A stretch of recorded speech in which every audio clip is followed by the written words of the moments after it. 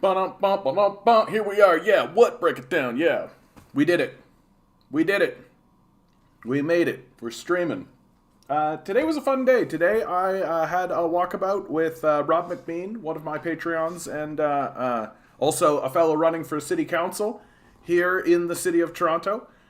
We need more leftists in position of power, so good luck to him on that endeavor. He joined me for the first time. I had someone join me on the daily walk, and he had a piece to say, and so I allowed him to do that. It was nice. The subject being when is it appropriate for citizenry to take matters into their own hands and begin to use violence against the violence that's being perpetrated against us?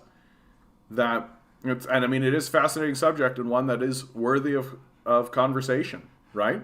Like, if we stripping people of their livelihood, making life difficult for people, throwing them out of their homes, right? Rendering people homeless. These are acts of violence, right? These are obvious and overt acts of violence being done callously by a overt and obvious capitalist death cult. The thing that I think is most shocking to me about these trucker convoy protests is truly that the liberal government swiftly reached for these emergency powers without even speaking to the protesters. That throughout this, and this is the truth whether you are on side with these protesters or not. The majority of Canadians are not, as we'll get into with the polling. Hey, pissed off, how you doing, bud? The majority of Canadians are not in favor of these protests. They don't support these protests because I think they don't support the objectives of the protest, right? But from the perspective of, but simultaneously we're seeing polling that says, yes, we don't agree with the protests. Like, we don't think that the goal of the protests is good, but we understand where these people are coming from. There's polling data that is showing that, like, yeah, like, I get it. They're frustrated. They're angry, right? A lot of these people are losing their livelihood. Yeah. Aren't we all ready for a revolution? I mean, that's why we're here pissed off, right? That's what we're doing. That's what we're doing. And we're steadily building it because I think we're starting to come to terms as a citizenry about how significant the abandonment is. How significant the abandonment is. I really don't think that we have come to terms yet. And I don't think I have come to terms yet with exactly how deep the abandonment actually is. That you have a party led by a man, Justin Trudeau, who talks about unification and working together and all of this, but he is going around basically saying that these protesters are exclusively far-right fascist Nazi types. And I mean, it's not true. Like, are there far-right racists and those people existing in that movement? For sure. Like, for sure. Let's not kid ourselves. But that is not the motivating factor, right? Like, the people who are taking over the bridge and the people who are getting in the way and gumming up all of this infrastructure and all of this, nothing is showing me that they are motivated by Nazism. Nothing is showing me that they're not shutting down this infrastructure to get rid of the Jews. They're not shutting down this infrastructure for those purposes. Really, if you listen to these people, right, that this is the final act of desperation, right? And I think Canadians know this, right? Which is why, while people are saying, yeah, we don't support the protests, they're simultaneously saying, but we get why they're doing, like, we get it, like, we understand where they're coming from. So there's a certain degree of sympathy for the protesters, while simultaneously we're not going to go along with it. And I think the thing that's shocking and the thing that I keep coming back to is that Trudeau, instead of attempting to de-escalate rhetoric, instead of trying to find a way to de-escalate this situation and talk about it and figure out a solution, he's doing everything he can to inflame the situation. Like, without a doubt, like, what is he doing? Right? He's still standing on far right rhetoric, or not far right rhetoric, but he's still standing on the idea that the protest is exclusively a far right, like, fascist Nazi movement. He's still espousing this. As you'll see, he just got into trouble in the House. Hey, Major, how you doing? For implying that conservatives are allied with Nazis, right? Like, which, I mean, it's a hilarious thing for Trudeau to be doing, given that his caucus has directly funded Nazi groups. Like, this is what makes it so hysterical to me, is that they are funding neo-Nazi groups in Ukraine. The Azov Battalion is a neo-Nazi group that brags openly about the money and the training that we have given, that the Trudeau government has given to Ukraine and to them. Like, so this hysterical idea that Justin Trudeau has any credibility, calling anybody a Nazi, calling any of this kind of stuff. Hey, Eric, how you doing, bud? Eric, I did the push-ups and I did the squats today. I did it. I'm proud of myself, bud. I'm proud of myself. Little pat on the shoulder. And while I'm getting into the personal stuff, I've been worried for a little while that, like, I'm trying to do voice work and trying to find that kind of stuff. And I was like, I'm going to try to audition and not get anything. And now I've got too much work. Happened in the space of 3 days. I did some auditioning, and now it's just like my inbox is just like, read my thing, do my thing, read my thing. And I'm like, okay. Like, so I think I'm going to be okay. In that regard. I mean, I'll be inundated with work, but that's okay. Better too much than too little, frankly. Better too much than just came back from 1 hour walk. Good for you, bud. Good for you. Every tiny little bit, man. Every tiny little bit. It's incremental. It's incremental. When it comes to your own personal growth, incrementalism really does work. Now I'm going to cook. Here you go. And you're going to listen to the smooth voice of Jonathan Sanderson. And so in regards to Trudeau, like, the thing that I think shocks me the most, and I'm just consistently going to bring up, is, like, he hasn't gone and spoken to these people. Right? He doesn't actually know what their demands are. He doesn't really know what's happening with them. Not really. Like, on a very kind of basic level, I just don't think he understands. That that these people are fighting for their lives. Like, they're not fighting along ideological lines. Like, this isn't an ideological conversation they're having. That they very much are saying, we want to go back to work. Like, I've made fun of them in the past, being like, we want to go back to Denny's, right? And all that. But, like, for a lot of them, they just want to get back to work, right? They just want their livelihood back. They want to be able to take care of their families. And us on the left have also criticized them for being like, well, they're not really working class, right? They're like a petite bourgeoisie, and like they've invested in this business and all, and like they own the trucks and all that kind of stuff. But, like, I don't think that changes the basic human element that they have invested all of this time and effort and money into this pursuit that now they're being told they can't do. And so on a really basic human level, like, something needs to be done to help these people. And of course, my statement is, well, if we are going to lock these people out, and if we're going to lock them down, then there should be reasonable support systems that are put in place.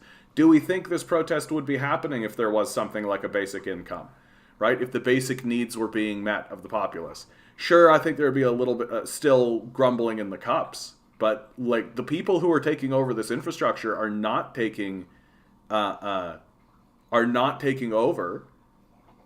the infrastructure based on some abstract concept of a philosophical anything. Like, they're fighting for their lives, and the Trudeau administration didn't even talk to them, and is now evoking the Emergency Measures Act, which, interestingly, and this is where it gets really interesting politically, like, Trudeau can't just say we're revoking the Emergency Measures Act because it's a minority government.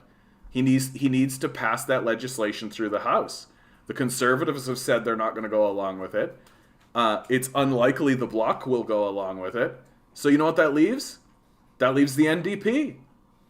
That leaves the NDP with a very critical decision to make here. And for the NDP, I think they're going to go along with the majority, and the majority opinion is, fact check, and this comes from CNN no less, strong majority of Canadians oppose convoy protests, right? So I think the NDP are going to go along with the Liberals and evoke the Emergency Measures Act, because the alternative is to collapse the government, right? Can you imagine that amidst all of this, there's a collapsed government as well? I think the NDP would be shooting themselves in the feet. I'm so sick of this. Another very close friend of mine thrown into the streets. Sorry to hear this, Matthias. Because she can't afford to live on her own and can't tolerate her abusive family anymore. We are this advanced as a civilization and we don't have an effing solution to the basic necessities of life. Yeah. And at this stage in the game, it's ideological exclusively. Like, it really is just like, we have the technology, we have everything. We even know how to do it. It would be very simple for us to do. Like, I really mean this. Like, it's not difficult. It's not a tricky situation. The only people who don't want to see it happen are a psychopathic billionaire class. And exclusively. Like literally everybody wants people to have food and shelter. There's almost no one in the society that is actually saying we should be discarding people into the streets, right? Like, I'm sure you could find like a handful of far-right neo-fascists and things like this, sure. And the psychopath class itself, sure. But like, they are a vanishingly small minority. And like, even conservative types, like, conservatives don't want to see people get thrown out into the streets and be homeless. Like, that's not what they're down for, right? They just believe that their system can actually do it.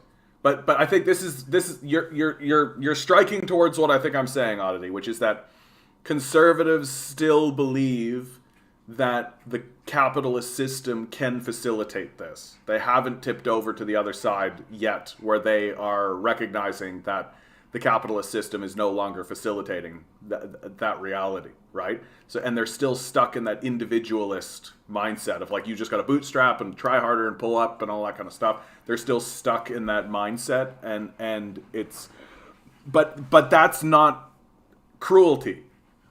Maybe it's delusional, right? But it isn't explicitly a statement of like, no, these people should go on the streets and die, right? Like, maybe it's wrong-headed and incorrect, and it doesn't work anymore. But it's not coming from that place of malicious cruelty, right? And we've got to get people into this position where they understand that, like, the system's, like, the wage no longer pays the rent, right? Like, that's really what it comes down to. And it really is as simple as, here's the average rent, here's the minimum wage. Like, it is that simple. Like, this isn't actually a difficult conversation to have. You don't need to get into, like, Marxian, high-level communist conversations. You literally can just be like, for a single-bedroom apartment, it's $2,000 a month. The minimum wage does not cover that. Like, and then, you know, a conservative will start fading into the more ridiculous conversations again. Oh, just get a better job. And it's like, okay, buddy, I'll just go get a better job, right? Like, so what are we supposed to do until then? Yeah. How's it going, Canadian Commie? Checking in for my slave wage job in my 15 minutes. Good to see you, Nut Milk Man. Thanks for checking in. I hope you're doing well, too. Alex, good to see you, bud. Good to see you, Alex. Letter after letter ignored, protest after protest ignored, poll after poll ignored. How long until this turns into outright unrest? I mean, can you get, like, They've taken over critical infrastructure. I mean, that's unrest. They're trying to evoke the Emergency Measures Act. Like, it doesn't get much more aggressive than this. I mean, the next level is outright, like, street violence. Like, that's the next level. Yes, Loaf, I did get that. I didn't actually watch it. I'm too busy today. Sorry. Yeah, stop buying coffee. That's their effing solution. Yeah. Well, and it's the frustration is starting to become obvious. Like with these conservative types, the frustration. Like when I have conversations with conservative types, like it really is like I'm seeing dawning recognition. I am. Like I'm starting to have these conversations with these guys and being like, okay, like you get that this can't work, right? Like you understand that. Do you understand that on a basic level? And one of the things that I've been saying to the conservative types is like you guys expect to be heard and listened to, but you're not listening to anybody else, right? And they're responding to that. Like they're starting to understand that like this is a two-way street, and it's you can see that's starting to break down in conservative in the House. You can see how that's breaking down in the House. That even the Conservative Party is starting to say things like we need a trickle-up economy. They're starting to say things like Canadians need support. They're actually starting to say a lot of this leftist rhetoric because they understand that they can't just continue doubling down on the, like, the millennials are 40 now, right? Like, I'm 39, right? Like, I'm one of these elder millennials. Like, I don't take any of that fucking right-wing conservative bullshit seriously. It's childish, and I'll say that it's childish, right? If somebody stands in front of me and tells me just stop buying coffee or stop avocado toasting them, I'll make fun of them and call them dumb, right? And if they get upset about it and start like bullying around, I'm not a kid, right? I'm gonna laugh at them and I'm gonna tell them that they're stupid to their face because they're stupid, right?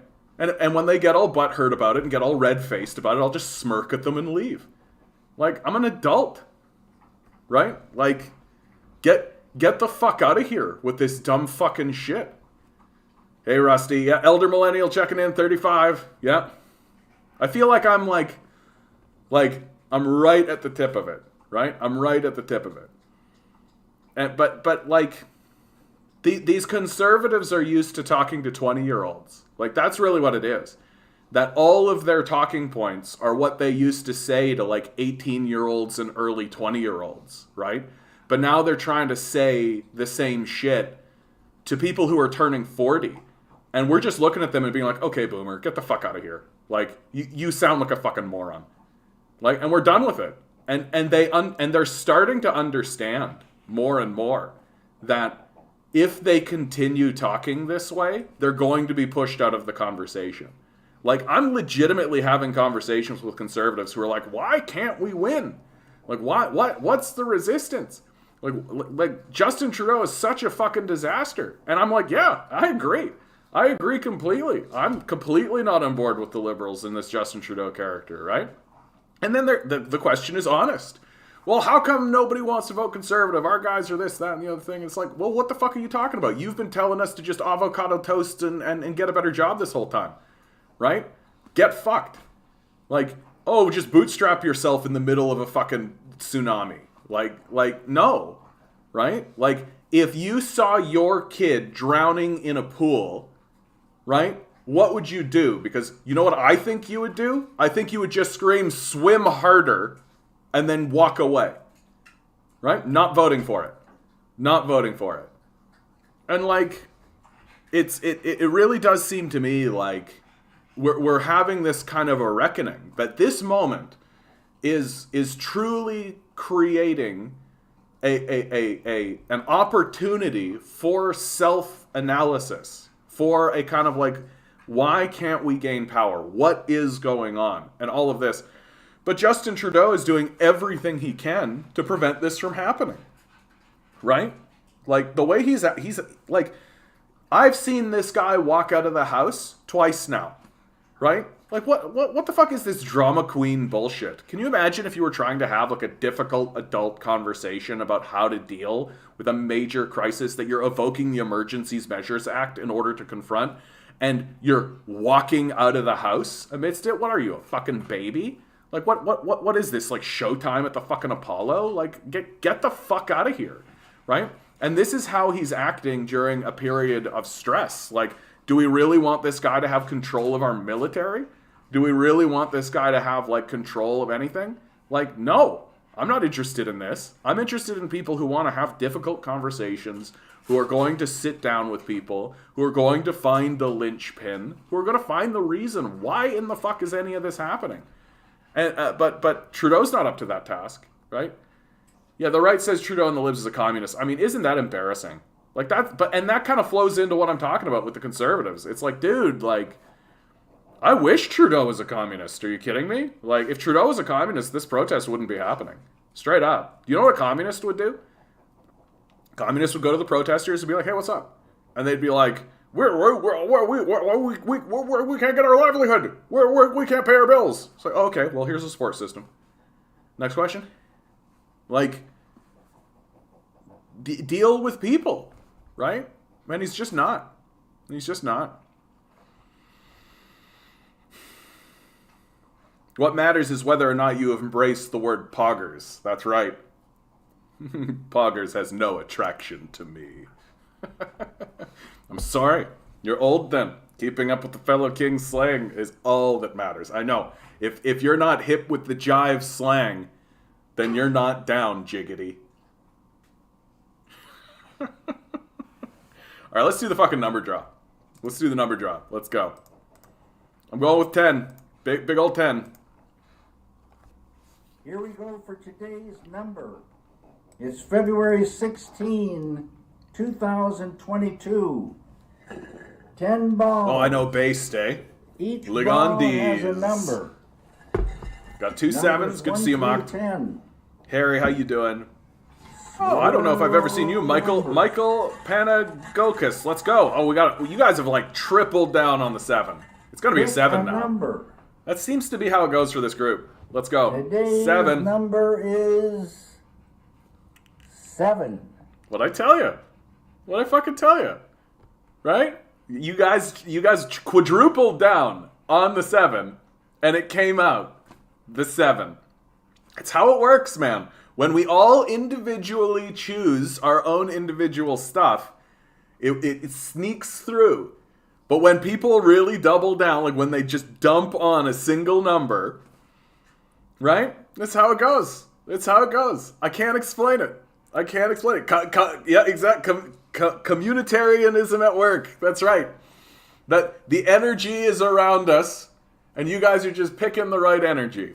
Right up. That's the power of solidarity. That's right.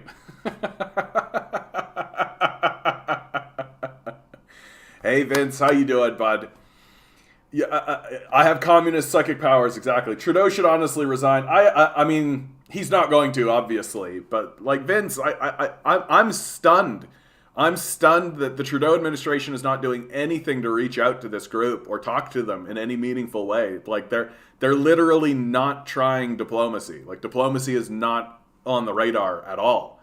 It literally is like reaching for the nuclear bomb, right? Like just evoking the emergency. I mean, I do think that there is an argument to be had. Like the police chief of Ottawa resigned, right? And so I can see how just from a practical standpoint that this becomes like, okay, it's too much chaos. We're losing key figures in the conversation. We've got to take control. I can see that. But that's not how it's being communicated, nor is it like he's not even attempting to reach out to these people at all. He's not even sending like a delegation of any sort. Like he's not even trying to like he's not talking to them. That's a very shocking like political decision. And it is a decision. He's choosing not to talk to them. Right? And honestly, I get the feeling that he's choosing not to talk to them because he's like personally offended. That they like did like the lynching of him in effigy and like the fuck Trudeau signs and everything. I really think that what we're seeing is just like him being a drama queen. Like, really, I think we are seeing just the drama queen side of Justin Trudeau, where he's not really capable of really understanding that, like, we've got to face this and deal with it politically, right? And he's just not doing it. Chad collectivism, exactly. I honestly think Freeland or his successor would be much worse. I mean, well, Freeland, like, they're all in it together, right? It's not until you get into the backbench that you kind of get the more sort of leaning left and more politically minded types that, like, you're looking at princes, right? You're looking at the princes of Canada, basically, and you see what it means, right?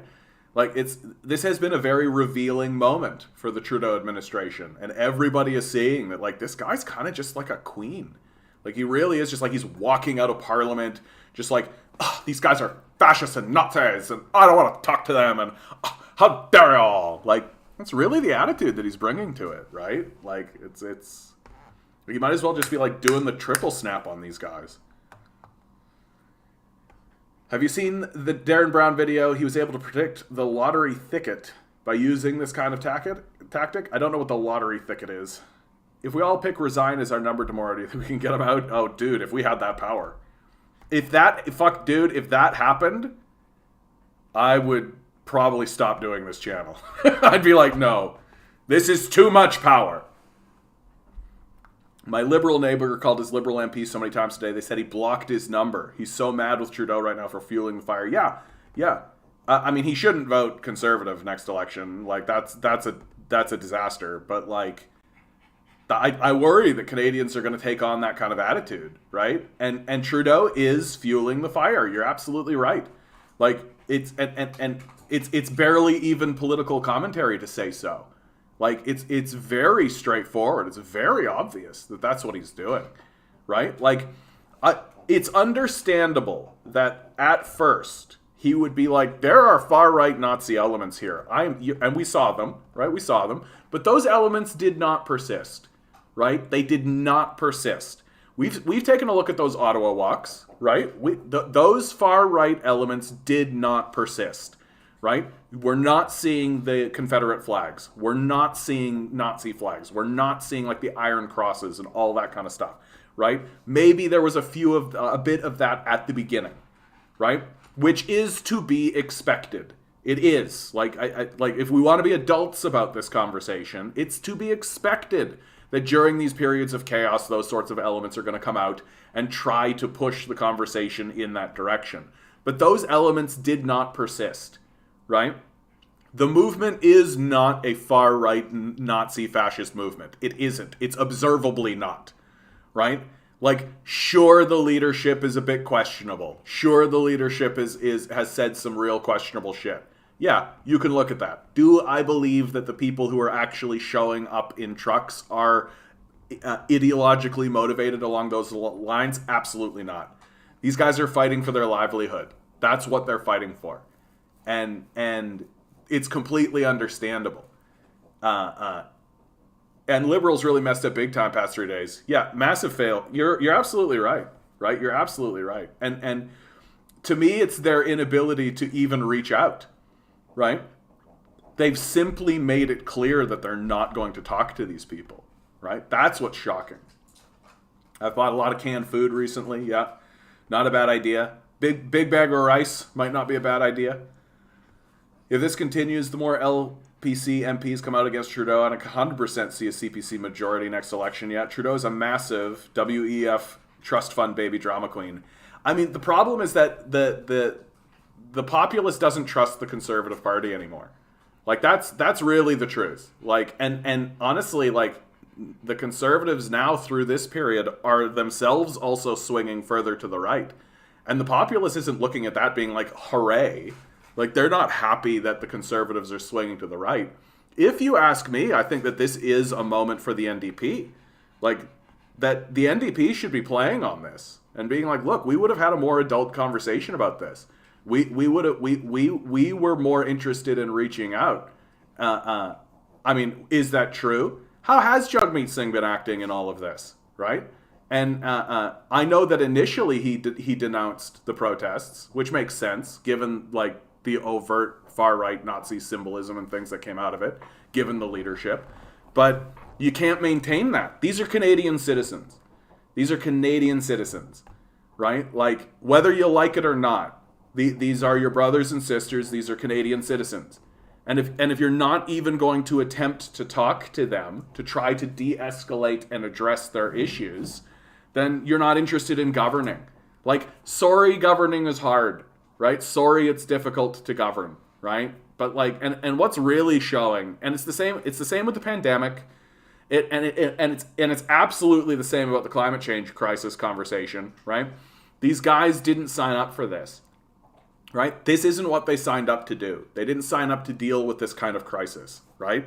And they're just kind of princes, just sort of gallivanting around, sort of hoping it'll all work out, but they're not actually interested in governing and doing the job of governance. That they just really wanted to go to brunch and be like, I'm the Prime Minister of Canada. Ooh, I get to talk to important people and read cue cards. Edward Snowden and Richard Wolff came out support of the convoy, saying it's worker class solidarity. Yeah, I saw that of Richard Wolff and Edward Snowden for sure, and it's not completely accurate if you ask me. Like, I mean, what is the convoy really demanding? It's demanding a reopening and a integration. Like, let's do capitalism more. Like that really is like the call of these guys. Let's reopen the economy, get rid of these mandates, right? I want to go back to work, right? Like there's a lot of that going on in this conversation. But it's sort of understandable that that would be the case given the lack of class consciousness that these guys have, right? That they feel like they're on a life's journey that they have invested in, and now there's something in their way. Right? So for them, they view it as a hero's journey where this is their obstacle to overcome, right? Whereas I think the rest of us are going like, yeah, bro, like the obstacle for you to overcome is actually much bigger. And in fact, this trajectory that you're on is part of that whole thing, right?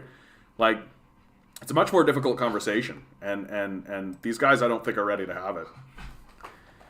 He called all conservatives Nazis today. And I've got Prime Minister. I mean, this is coming from Jason Kenney. But Prime Minister Justin Trudeau just accused my good friend Melissa Lantsman, a Jewish MP, of standing with people who wave swastikas.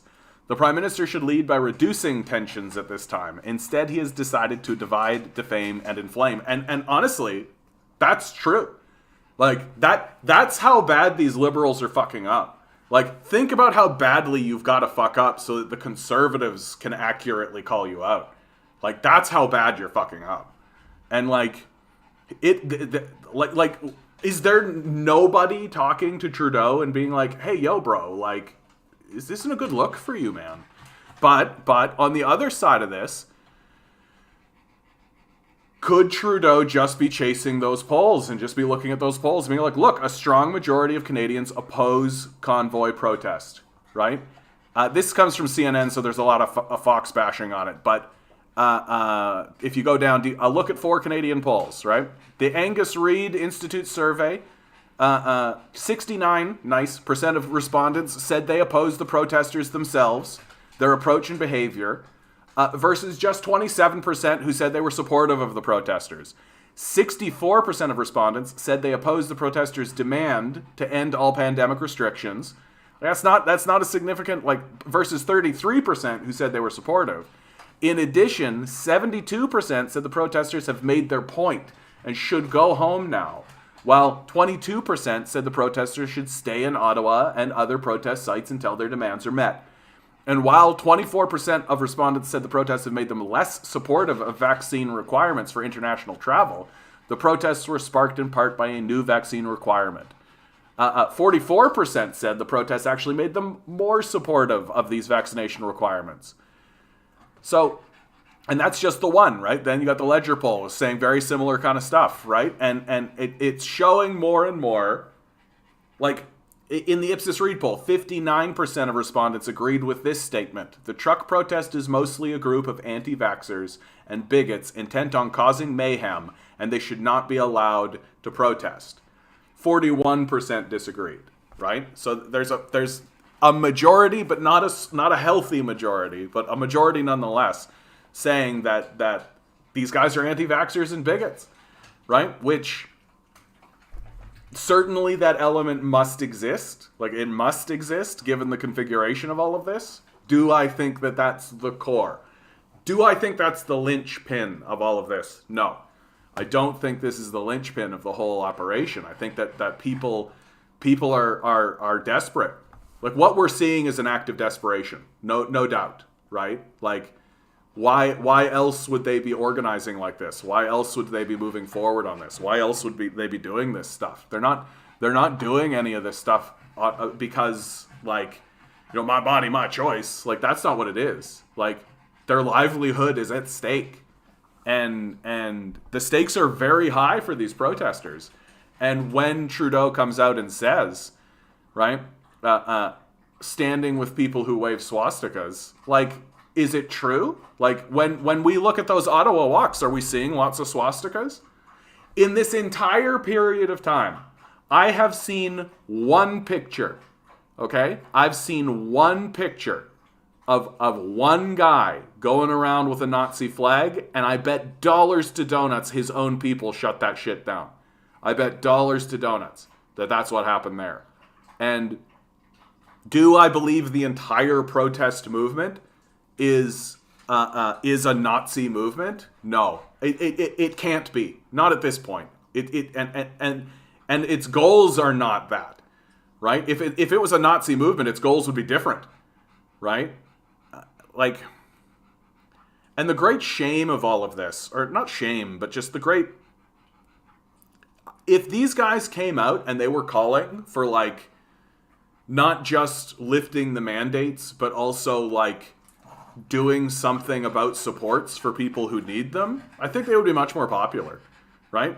But because, like, we can empathize with their personal difficulties, but let's be honest, like, their movement is very self-serving, and I think that's the reason why they're not really gaining traction in the populace. They're not, like, when people protest about climate change, it's like, okay, this is definitely, like, climate change is an issue that's going to affect, like, huge sections of people, right? It's not simply self-serving. It might be self-serving, but it's not simply self-serving. Whereas these protests really do have a smack of self-serving, of self-service. That if the demands of the protesters were met for the protesters, they would be happy, right? But this, in my view, it's unacceptable. Like, and it's not leadership, right? It's simply not leadership. Like, this isn't communication, right? This isn't communication. It feels like what Justin Trudeau is doing is looking at these polls and being like, oh, 60% of Canadians agree with me, so I can act how I want, right? It's just, Death Note, but the notebook is chat. Oh my God. What a chaos disaster that would be. Yeah, My Pillow's Mike Liddell barred from entering Canada to support convoy protesters. I saw that, yeah. The mainstream media, legacy media, has been smearing this protest for over a month. The people on the ground would say otherwise, I think. But it's not CNN poll, right? It's Ledger, it's Ipsos Reid, it's Angus Reid. Like, I do trust those polling agencies, right? Like, I can see how you could, like, want to lean in a direction here and there, but if polls, like, polls are different. Polls, like, I think that these are credible, right? Because if these polling agencies start releasing polls that are incredulous or of no credibility, well, then no one's going to listen to them, right? That's especially true when it comes to elections. Anyway. What are we talking about here? I think Beau is still an anarchist. He's just doing a level-headed analysis. Yeah. Yeah, I do like Beau of the Fifth Column, right? Like he does seem like a straight up guy. So people have said like, oh, in his past he's this, that, and the other thing, and I'm like, yeah, okay. Like I don't hold that against him. The hyperbolic rhetoric coming from him and Trudeau is the wrong way to address the problem. Yeah, you can't call everyone who disagrees with you a Nazi. It actually minimizes the word. Yeah, exactly. But also, it means that you're no longer having a conversation about what actually matters, right? So is this just Trudeau cynically deflecting from the reality that like these people like they can't support their families anymore, right? Like that's the core of it. Right? These people can't support their families anymore, right? Like, I was having a conversation with my dad about this. My dad's a conservative, and my dad talks, like, my dad is in these circles, right? And we got talking about, like, so there are kids at these protests. And, of course, the liberal side of it is, like, they're using kids as a shield in order to protect themselves and all this kind of stuff. And we do have like internal phone conversations, and we have caught them saying like, yeah, keep kids with you. They won't arrest you if you've got kids and all this kind of stuff, right? And they're aware that there is that element to it. But my dad was just like, yeah, of course they've got their kids with them. Where else are they going to go? Like, where else are they going to be, right? Like these are family people. Well, you think that they're able to just like leave their kids wherever, right? Like, and they're running out of money. They're running out of resources. Well, they can't hire babysitters. Like, so there's this, like, element of, like, you know, it's not that they're using kids as human shields. It's like, well, where else are their kids going to go? Like, I feel like so much of the conversation is kind of missing the forest for the trees. That we're not treating these people as human first. That's really what it comes down to, right? That, like, of course I disagree with their objective, right? Their objective is to just reopen and remove all restrictions, right? I'm against the capitalist system as a default, and they're saying, let's do capitalism. Of course I'm against that, right? So politically, we are not aligned, right? We can't be aligned. We can't see eye to eye. But at the same time, I can look at them and be like, yeah, but you don't have a class analysis. Like, all you really know is I invested in this truck and I would like to use it. That's the extent of their thinking, right? And while I can so I can empathize with that. And so once I had this real realization moment, especially when I was talking to my dad. I was just like, right, I've been talking about all of this from a political position, and I haven't been doing what I consider to be a central ethos of this channel, and something that I have talked about in regards to when I talk about China and I talk about this kind of stuff, which is they're humans first. They're humans first, right? And from a very just human perspective, boy howdy, man. Like, boy howdy. Like, these people have been painted into a corner. They don't know what to do. They don't know who to turn to. They know that their political representatives are not acting on their behalf, right? And that includes the conservatives, incidentally, right? Oh, I know, buddy. The conservative government is not helping anybody, right? And neither is the liberals, right? My dog's over here looking at me with the, like, big doe eyes, being like, it's because I'm speaking aggressively. Do you want to go get it, buddy? Want to go get it? Go get it. No? What do you want? What do you want, buddy? Come here. And once you start realizing, like, just the humanity of it, the human level, right? That these are desperate people who don't know where to turn. And yeah, sure. Are there a bunch of nut jobs attached to it? Sure. Fine. Right? Fine. Like, as if there aren't nut jobs on the left whenever the left does a protest, right? Like, that right, very early I realized, like, yeah, like, there are nutty people that show up at the leftist protests too, right? Let's not fucking fool ourselves. But, like, what Trudeau is doing is he is refusing to acknowledge their base humanity. He's refusing to acknowledge the core of their complaint, which is their deep fear and deep anxiety that they are being abandoned, right? That they're being abandoned. And we've created a very, like, political argument for why that abandonment is necessary, that surrounds, like, public health and safety issues and all of this kind of stuff. But you can't abandon these people without having a solution to that abandonment. And the capitalist system refuses to allow us to do it, right? We passed the CERB, right? We had a CERB, right? Well, what happened to that? Oh, it went away.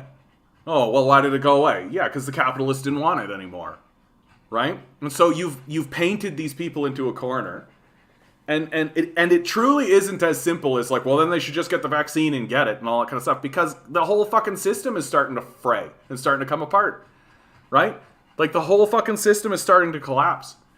And these guys don't have the articulation ability to be able to understand the structure of how that's happening, right? Which is why it's so funny, man, because you talk to these guys and it's like you're talking to communists. Like they understand the nature of the abandonment. They just don't really understand the structural aspect of it. And so they end up like, and so you start talking to them. And the minute you start getting into like the Marxian kind of analysis, suddenly it's just like communism and it's done. And it's done. It's like they hit a wall and they can't go any farther. Even though it's exactly what's happening to them. It's very shocking. It's very shocking. What about anti-poll people? How do they feel on this? I don't know if I understand the question. Like who are anti-poll people? Like people who are anti-polls? Like I think the polls are generally accurate.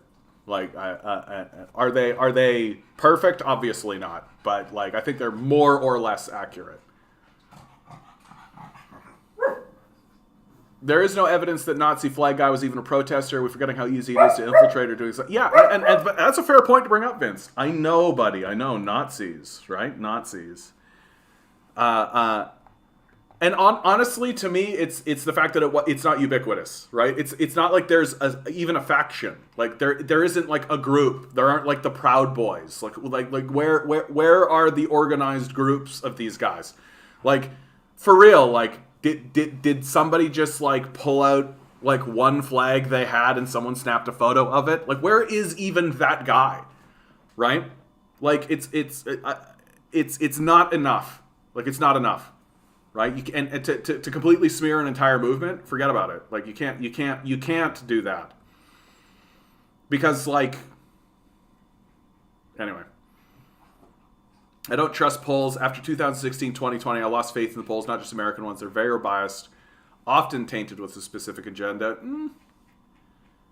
I'm pretty soft on polls whenever they are like specific issue polls, if you know what I mean. Like specific issue polls are often done to facilitate a narrative, but like when you get polling about like major issues like this, and when you get polling about elections and things like this, I think they're generally accurate.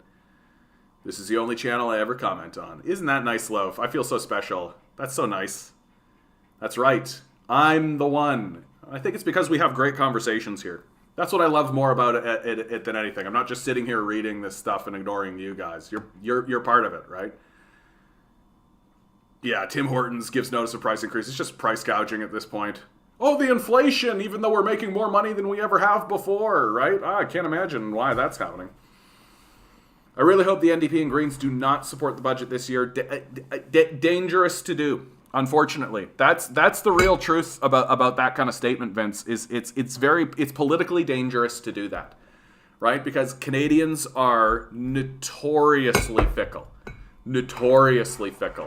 and the rule, right? The rule in Canadian politics is the party that it seems to be responsible for calling the election early is the party that is punished for it.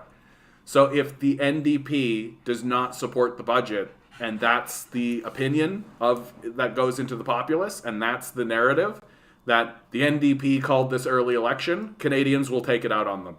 For sure they will. Like, it's absolutely the truth. And like, when Trudeau called the election early this time around, Canadians definitely took it out on him, right? That's why nobody moved and nothing changed, because people were just like the Conservatives and the NDP came out with their statements saying, hey, he's just looking for his majority. And Canadians were like, yeah, that's right, he's just looking for his majority. And so we didn't give it to him, right?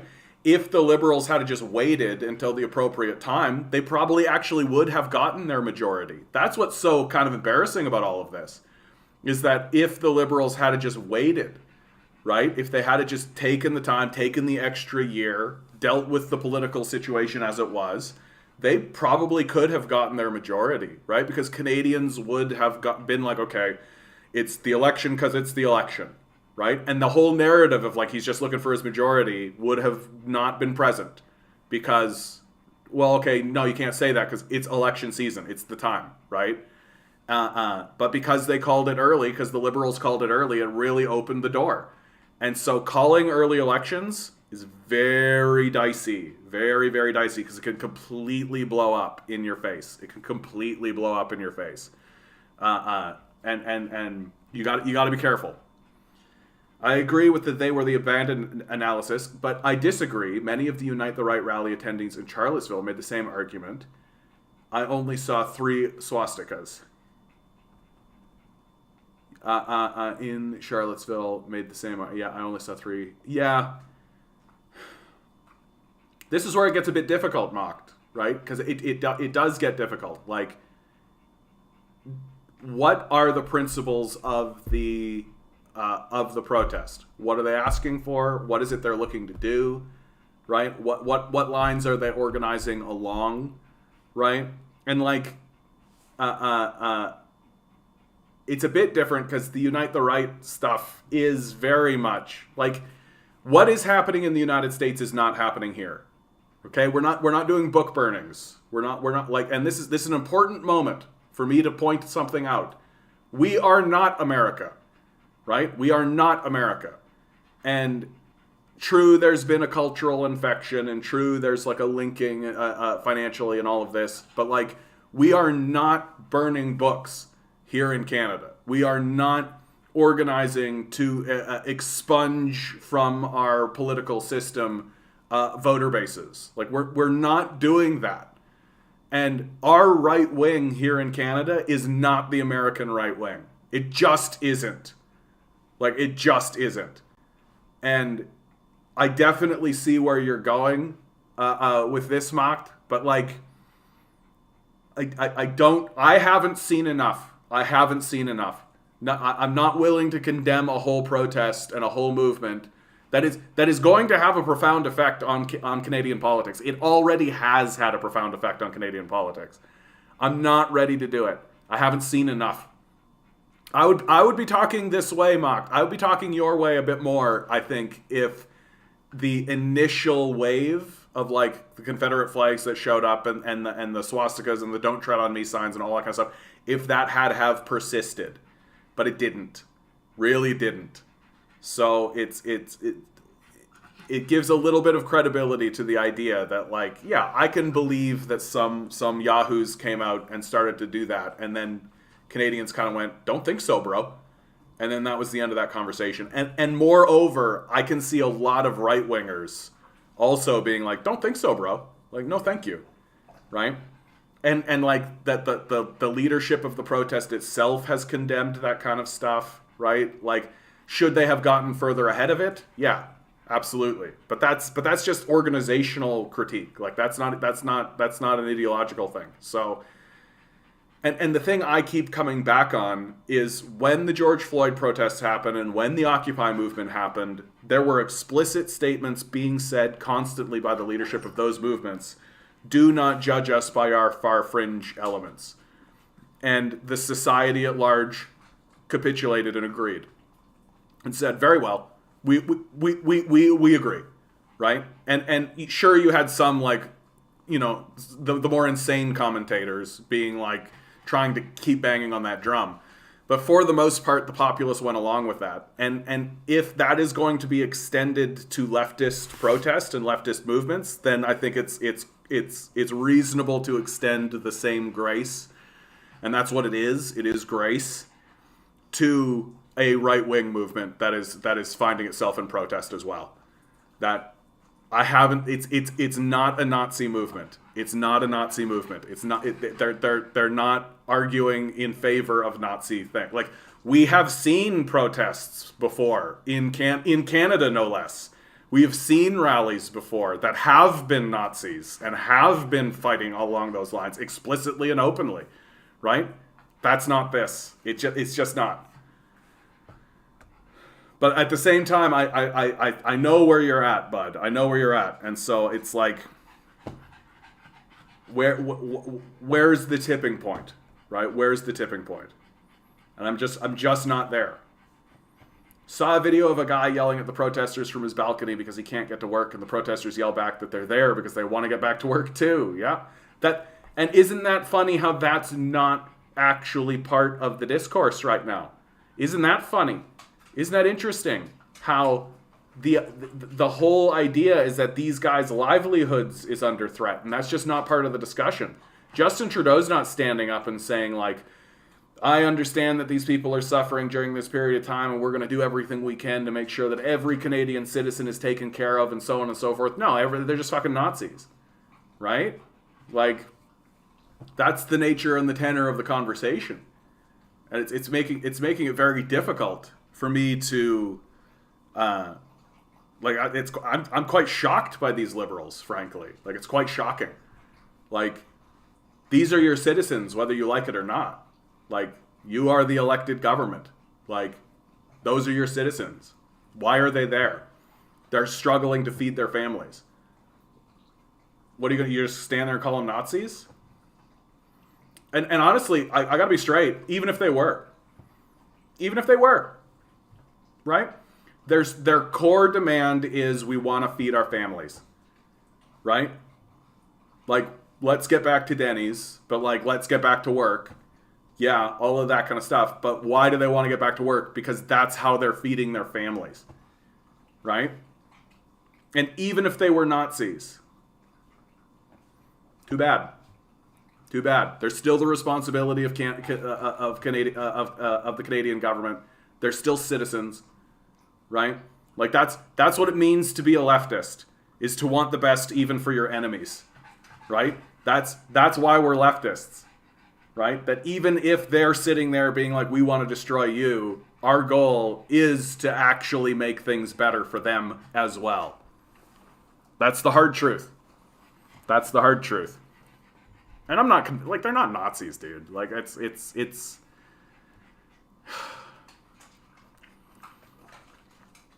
yeah, the Unite the Right is literally called Unite the Right. Proud Boys, Fuentes people. Yeah, exactly. None of that was present at the convoy. That's accurate, Vince. That's accurate.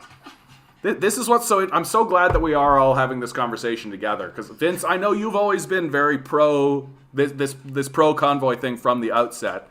And, Mocked, I understand your position well, but I'm really glad that we can come into this space and try to find that common ground, right? Because that's what I think is missing from the conversation entirely. Right? Where's the common ground here? Like, where's the common ground? Instead of setting up the brothel tent, they should have set up a daycare. Yeah, I mean, like, yeah, bro. Like, you can critique a lot of this stuff for sure. Yeah, exactly. Why are we hating each other to get to work? Yeah, exactly. Like, Matthias, that's the piercing question, right? Like, why are we screaming at one another to get back to work? There's bouncy castles there. I know, right? Can you like being a kid at these protests might be a whole lot of fun. Yeah, dialectical materialism. That's the way to do it, man. Child soldiers just need to accept personal responsibility. Exactly. Everything will be better. You guys have been chatting this whole time. Bouncy castles. Yeah. That virus or not, we're social beings. These years have been hard. That's another part of it, right? That's another part of it, is that, like, to what degree is our political leadership just having kind of an emotional breakdown? Like, it really is just, like, this has been a very difficult time for everybody, right? And I feel like this is a very emotional moment. Material increase in Canadians who would consider supporting PPC. Man in PPC minority would be quite the government. Yeah, dude. Now, the PPC people, like, what's wild about the PPC people is, like, they sound like communists until it comes to finding solutions. Like, their solutions literally are just, like, do capitalism harder. But until you get to that moment, they sound exactly like communists. If you ever impugn the system, the conservative mindset immediately defaults to personal responsibility over systemic factors. Yeah? I wonder if they would say the same to North Koreans. I mean, they have lots of weird opinions about North Koreans. Well, and the denial of systemic factors is pretty... Like, I was thinking about this the other day. Like, take somebody like Jordan Peterson, right? I won't spend too much time ragging on him, but, like, his central thesis is incoherent. Like, really, when you pause and think about it for 2 seconds, right? Like, he is fundamentally saying that the energy and power of a single individual can overwhelm the energy and power of not only all of the other individuals that are currently alive, but all of the history and systems and individuals who have ever lived, as well as all of the energy and power of the universe itself, and all of the factors that lie therein. It's incoherent, what he's saying. Like, and once you state it that way, the way that I just stated it, it becomes obvious. So if you encounter these individualists, like literally like, oh, so what you're saying is that your energy is more powerful than the energy of every living being, every being that ever lived, every decision they ever made, as well as all of the energy and power of the universe that created us in the first place. Is that correct? And when they say no, then you can be like, okay, well, then let's have a discussion about like the nature of what this place is and what's actually happening. And you can take your personal responsibility conversation and shove it. Because it's just a way to avoid having a more difficult and more realistic conversation. Like that's what it's really become. It's just so that people who are wealthy can go, personal responsibility, and walk away from the conversation. Like that's all it is now. And we can't take it seriously anymore. On a basic survival level, we can't do it.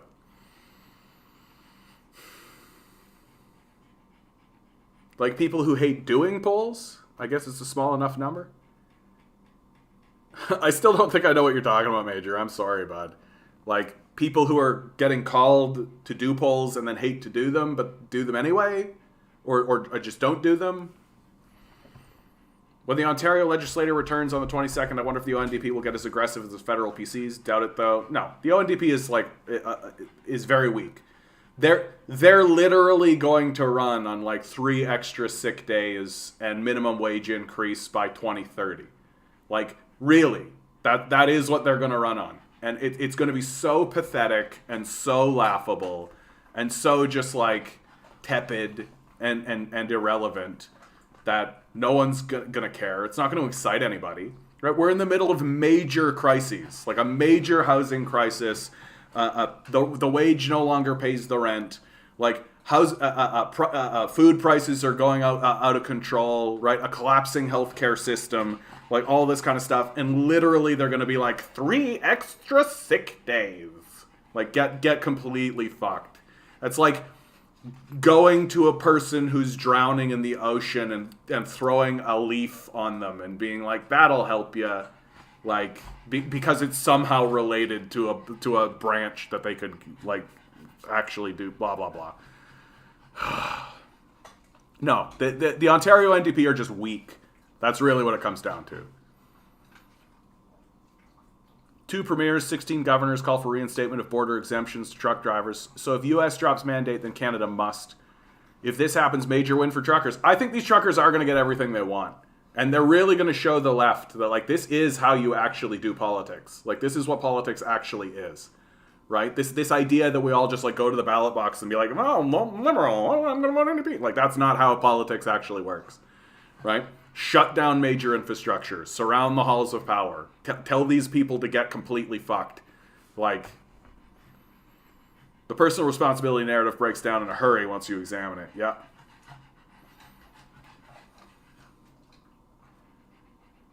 Hamnick Stir. Don't think I've ever seen you here, bud. I'm not super thankful for being able to point to things like swastikas, Confederate flags, desecration of war monuments. Liberals are grabbing this everywhere as the talking point. Yes, it's anything but class, right? Don't talk about the issue, just talk about all of that. And again, I do want to point out that those things also manifest on the left, right? It would be inappropriate, I think, to pretend as though that when the Occupy movement happened, there wasn't far leftists. Like, there was a group called the Black Bloc whose stated agenda was to destroy as much property as possible and to cause as much mayhem as possible and like commit crimes and theft, right? Like, does that define the entire Occupy movement? Should it? Right?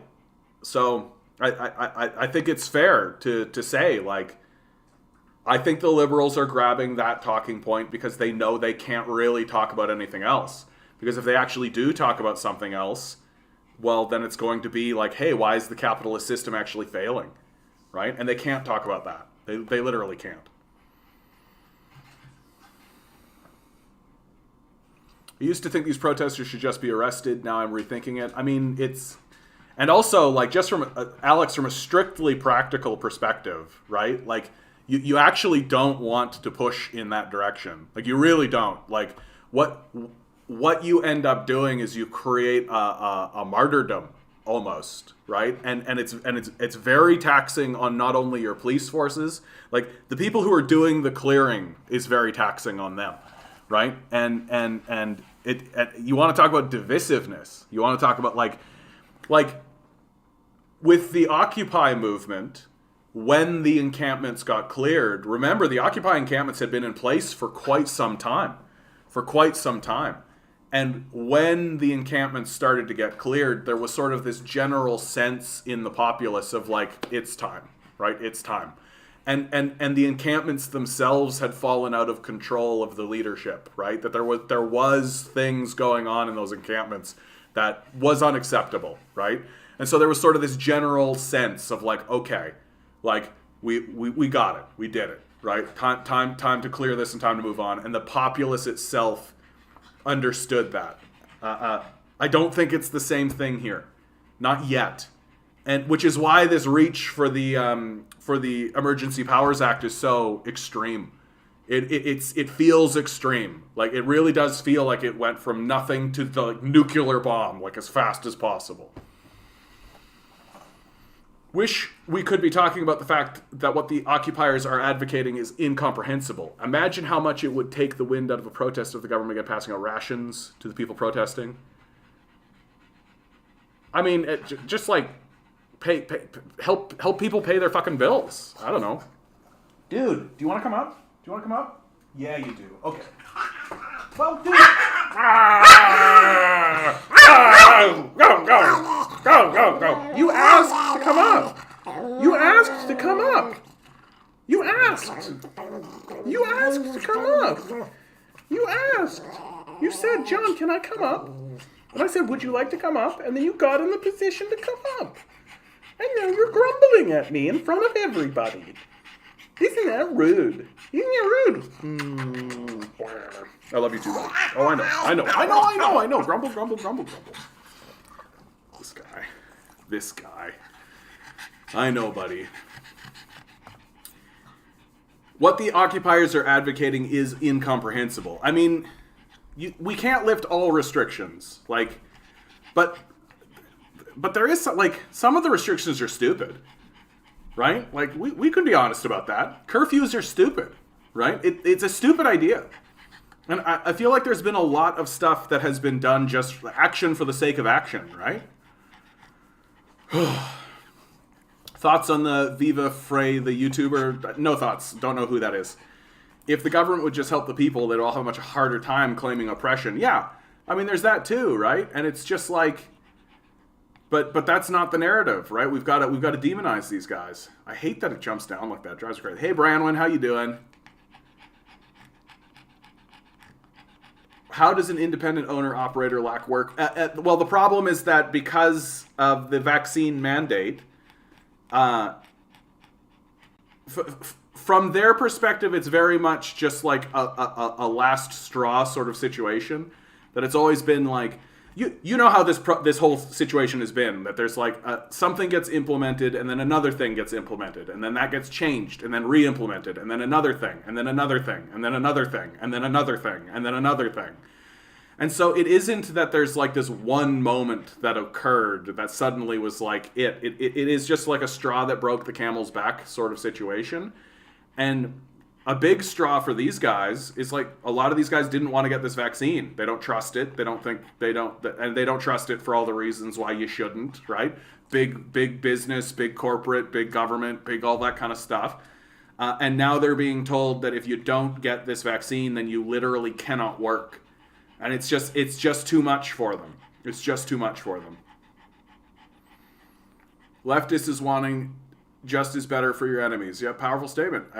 But that's exactly the case, right? Like, in my view, when leftists pick up arms and actually fight against fascists, it's out of necessity alone.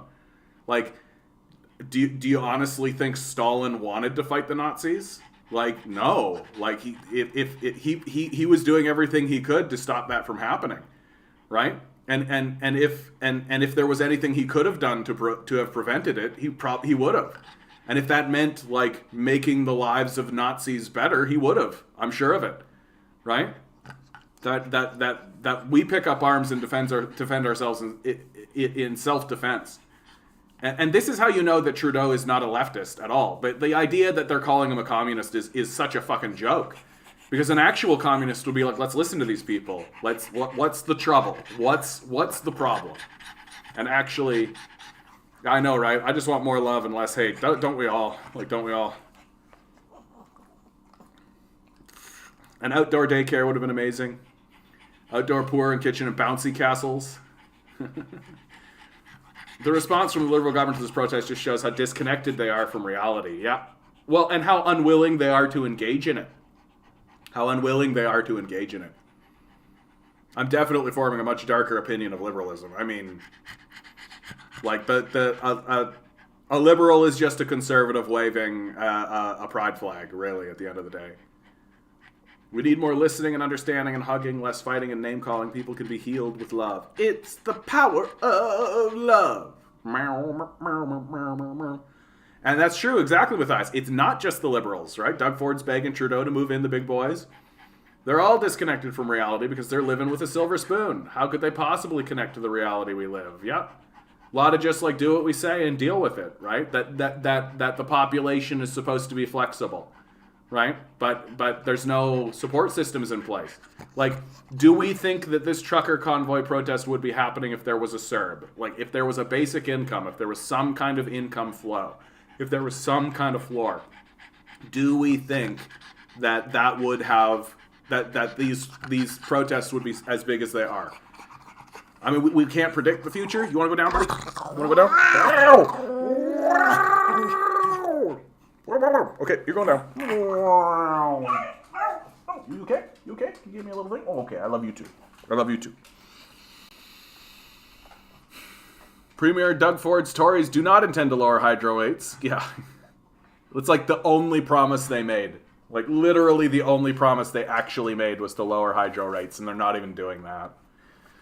Racism is baked into capitalism, yes indeed, whether it be soft or extreme. If our society was based on economic equality for all, the ideology of scarcity between people would be eliminated. Yeah.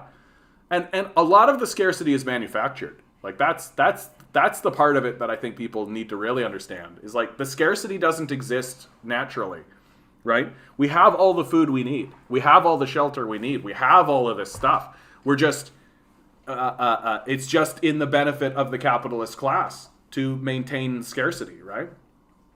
Yeah. Look, liberalism bombed Libya, Syria. It's pushing the Ukraine narrative. It's breaking our draconian emergency power in Canada. Yeah. Liberalism is looking worse and worse because at the end of the day, it's still a capitalist system, right? It's still capital. Truly, like I've made fun of it, but really the difference between liberalism and conservatism is that liberalism is willing to do incremental reformism, but not even that really anymore, right? Not even really that anymore. And so these liberals are just looking more like conservatives by the day. Inflation hurts us all, 5.1, highest since 1991. Absolutely crazy. Well, and like corporations are taking this moment to absolutely corporations are absolutely taking this moment to... Oh, come on. Anyway, corporations are taking this moment for sure to jack prices and blame it on inflation. When it's like observably false that is the case, right? Like, it is observably the case. Yeah, here you go. Chipotle, 26% profit increase, raising prices. Starbucks, 31% profit increase, raising prices. McDonald's, 59% profit increase, raising prices. Shell Mobile, BP, 60% profit increase, raising prices. There's not a labor shortage. This isn't inflation. It's 100% corporate greed. And that is what's happening. That they're using this confusion and they're using this difficulty. It's disaster capitalism. It's don't let a good crisis go to waste. And they're jacking prices. And they're just going to shrug and be like, oh yeah, raising cost of business, inflation, oh yeah, difficulty in the supply chain, all that kind of stuff. They're making more money than they've ever made. Right? It's completely fraudulent. Yeah, Occupy Bay 2022 incoming. I mean, I wouldn't be surprised. The only thing that's preventing leftists from mobilizing more right now is COVID hesitancy. I've seen it. I've talked to organizers. Like, I see organizers and movements. I know what's causing them problems. And it's this COVID hesitancy. And we just, honestly, we just got to get over it. Like, we just got to get over it. Like, the crises are real. We've got to take movement. We've got to mobilize, right? And we've just got to get to the point where we understand that, like, yeah, there's a risk. Like, yes, there's a risk. We have to take that risk. We have to, because if we keep hiding, and if we keep sort of if we keep deferring all things to this COVID issue, then we're sacrificing everything else. We're sacrificing everything else. And the hard reality for leftists is we got to risk it. It's time to put the skin in the game. And part of putting the skin in the game is you might get COVID. We got to do it. Like, we got to do it. Like, too bad. Too bad.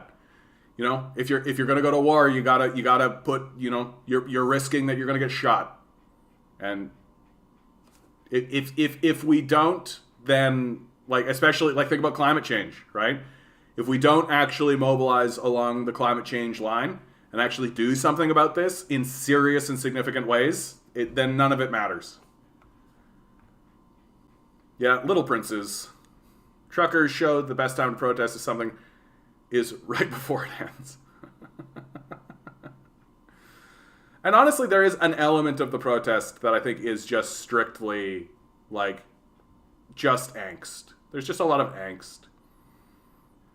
Yeah, none of the above party. I think we need a new party that's both protest-based and insider-based. I just don't see the NDP or the Greens doing that. A new third party. I mean, I do think that it is possible for leftists to overwhelm the NDP. Like, Jagmeet Singh, like, when you take a look at Jagmeet Singh's overwhelming of the NDP, right? Like, how did he do it? He went to the Sikh community, which is a very small minority of people in Canada. He went to the Sikh community, of which he is a part, and said, hey, we could take over the NDP. And they all went, okay. And so they did, right? And because at the end of the day, in terms of politics, it is fundamentally the truth. If you show up with 10,000 people and they show up with 1,000 people, you win.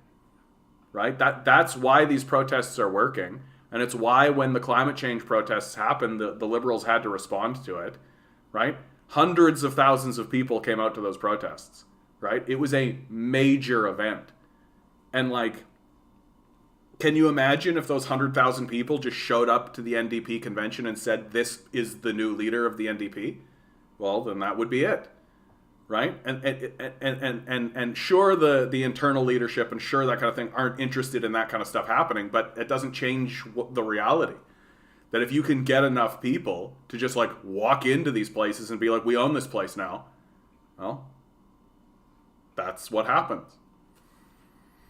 How about we eliminate parties? I mean, how about we surround the halls of power and redraw the Constitution and get rid of the entire system? How about that? Like, that's what I espouse. Pug Live. Whatever they do, the right is usually the precedent for what they do to the left. Because we were always the real target, yeah. King Milo, I love it. The House of Commons is currently scheduled to have a week-long break. It's not clear if the break... yeah, so well, quite an emergency, eh? People are now calling Snowden and Wolf as being far-right libertarian. Yeah, I mean, isn't that... This is what I don't like about the labels, right? The left and the right and all this kind of stuff, is that, like, things are often more complex than that, right? Like, it's... So what? Wolf is a far-right libertarian now because of his position on one issue? Get completely bent. Like, get completely bent, right? And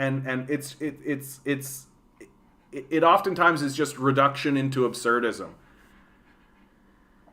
Yeah, the liberals look more conservative every day, and the conservatives look to have abandoned even the idea of democracy. Is this the Overton window? Yes. It is, right? And this is why what our society has done to the left by chasing them out of the conversation, that's why it's dangerous, right?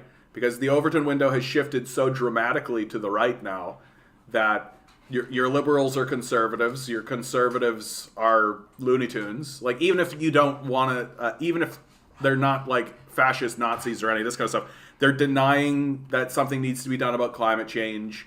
They don't seem to really care about the massive crises of capital, right? Like, that by itself is enough to be like, yeah, it's fucking dangerous as shit. And it's 100% because everything is just being sacrificed to the altar of capital. And no one in the no one's even permitted to stand up and be like, we could solve these problems. We just need to confront capital, right? No one's permitted to even sit at the table with that talking point. And it's dangerous. Yeah, corporations are blaming inflation as if it's a natural force and not the consequence of continuing exploitation. Exactly. Hey, Islam, how you doing? Facebook put a missing context warning on the profit increase post saying it's not caused by, corporate, haha. They need a week-long break after working for a couple of weeks. Hard work talking for 15 minutes a week, yeah. Well, and there is actually I am playing devil's advocate here a little bit, but like part of their job is to go back to their constituents and talk to their constituents, right? Like it isn't that they're taking a break. Like they're going to go off into their golf courses and like all that kind of shit. Like that's definitely going to happen. But part of it is like they've come to the house, they've screamed at each other. They've gone probably about as far as they can go, given the information that they have. And now they're taking a break, which means that they're going to go back to their constituents and talk to their constituents. And then they're going to come back and scream at each other again about what their constituents are saying to them. Right? Like that is how the conversation goes. Right? It's just who are the constituents that they're actually going to go talk to? Well, it's not the workers. It's not the protesters. It's none of that. Right? It's their corporate donors. And their corporate donors are going to tell them, say this, say that, right? This is the perspective you should take. There's the talking point, right? So it's not that they're taking a week off to go vacationing in the Bahamas. It's that they're taking a week off to get their ducks in a row so that they can come back and scream at each other. And Justin Trudeau can dramatically walk off again.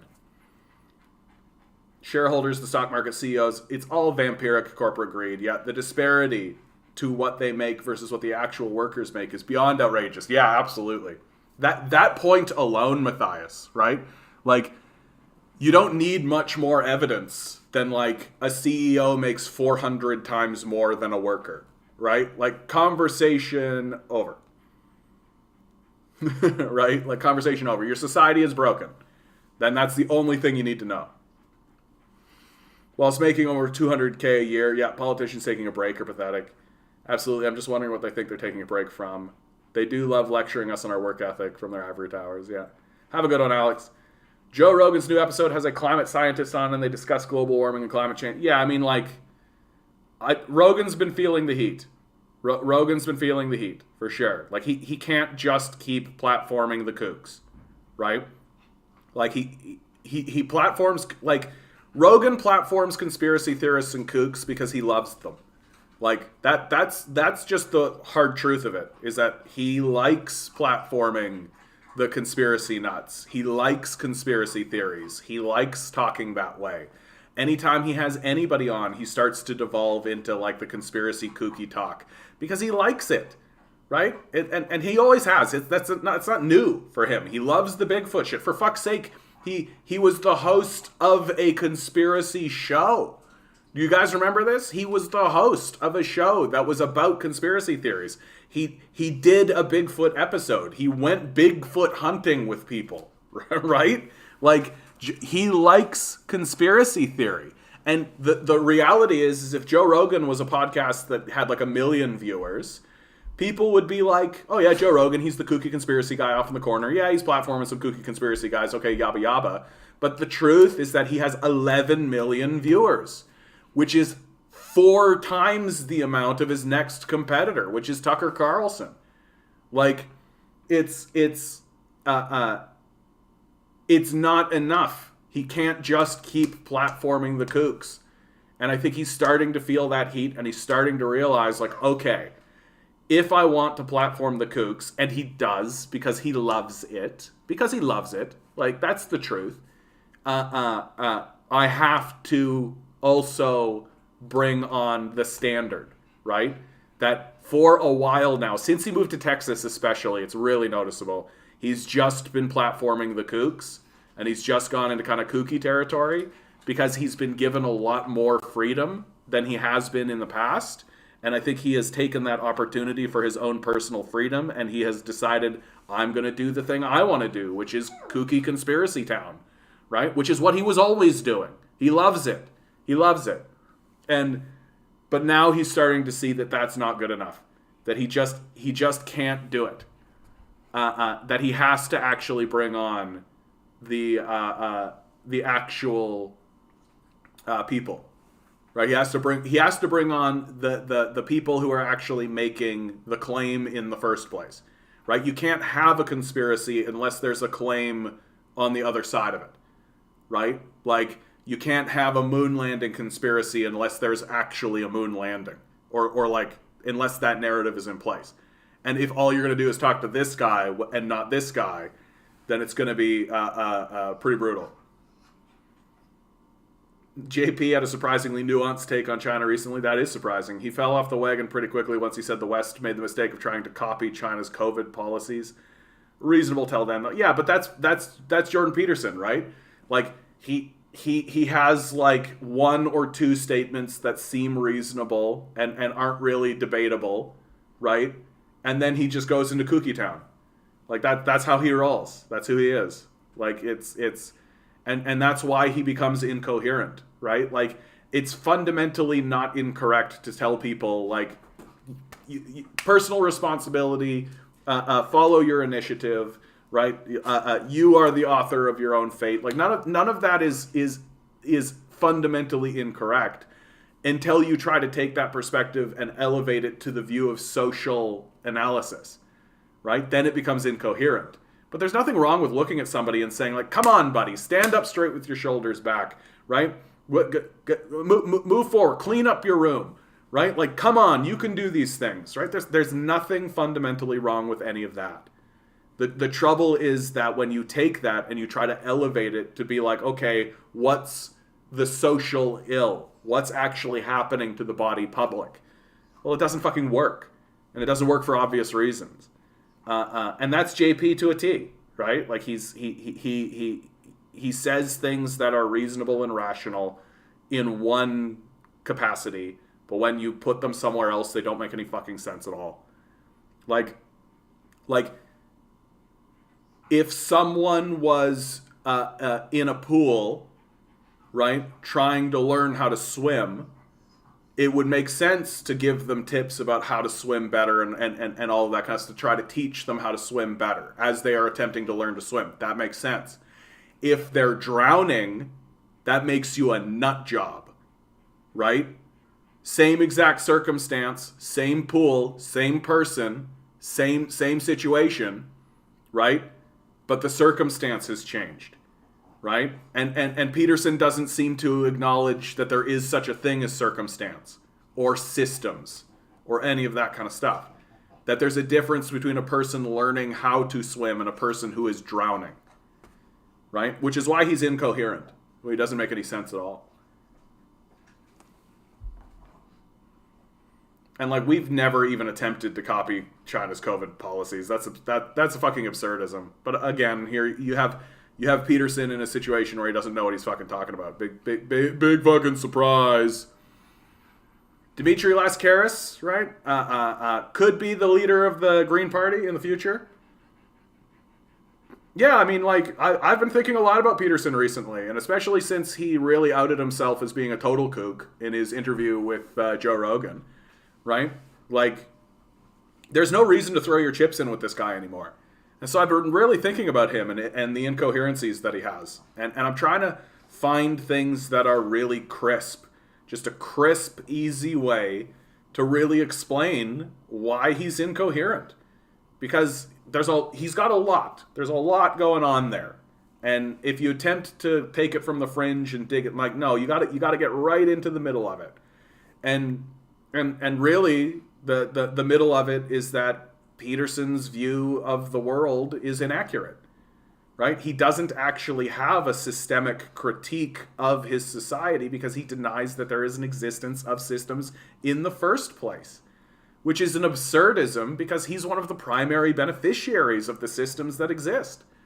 Like, for God's sakes, like, Jordan Peterson's life is predicated on the fact that his family moves over from Europe and benefits from the Canadian Dominion Act, where his family, Albertan ranchers, are given 360 acres of land for essentially free. And if it wasn't for the fact that his family emigrated there and was given that land, he wouldn't be living in a fucking Alberta ranch in the first place. I'll be quoting that and taking credit. Your words are my NFT now. Very good. Very good, bud. Spread that around. Spread that around. My deep hope is that some of my ideas circle back around on me. That's the big thing. Like, it would be so cool if I was like sitting here talking to you guys the way that I talk to you, and then like I don't know, some other person with like a degree in philosophy or something really spikes up in public interest, and suddenly the people are looking at this guy being like, oh wow, and he starts talking, and the ideas are my ideas. I'd be like, heck yeah, Let's go, Brandon. Let's fucking go. I'd be over the moon about that. Like, if that shit looped back around. Yeah, it's really nice when that happens. It's like when I'm out on the internet and one of my videos suddenly appears in a place I didn't expect it. It's like, oh, it's nice. It's nice. This is from Dmitry Lascaris, right? I disapprove of what you say, but I will defend your death, your right to say it. Evelyn Beatrice Hall, The Friends of Voltaire. On Valentine's Day 2022, Canada's federal government declared a public order emergency under the Federal Emergencies Act. That legislation, which has never been used before, constitutes a frontal assault on Canada's right to protest. That is precisely why leftists must oppose it. Justin Trudeau's declaration of a public order emergency affords to the government powers to, among other things, prohibit any public assembly that may reasonably be expected to lead to a breach of the peace, restrict travel to, from, or within any specified area, and regulate or prohibit the use of specified property. Violations of government edicts issued under the Emergencies Act are punishable on indictment of a fine not exceeding $5,000 or imprisonment not exceeding 5 years. Under the Emergencies Act, a public order emergency means an emergency that arises from the threats to the security of Canada, as that term is defined by the Canadian Security Intelligence Service Act, which are so serious as to be a national emergency. Under Section 2, the Canadian Security Intelligence Act, threat to the security of Canada are defined as A. Espionage or sabotage that is against Canada or is detrimental to the interests of Canada or activities directed toward or in support of such espionage or sabotage. B. foreign influenced activities within or relating to Canada that are detrimental to the interests of Canada and are clandestine or deceptive or involved a threat to any person. C. Activities within or relating to Canada directed toward or in support of the threat or use of acts of serious violence against persons or properties for the purpose of achieving a political, religious, or ideological objective within Canada or a foreign state. And D. Activities directed towards undermining by covert, unlawful acts or directed toward or intended ultimately to lead to the destruction or overthrow by violence of the constitutionally established system of government in Canada, but does not include lawful advocacy, protest, or dissent unless carried on in conjunction with any of the activities referred to in paragraphs A to D. Ostensibly, the Trudeau government has declared a public order emergency in order to quell the Freedom Convoy, a large and disruptive protest that has gripped the nation's capital since January 29, 2022. The convoy was originally created to protest vaccine mandates for truckers crossing the U.S. border, but later evolved into a protest against COVID-19 restrictions in general.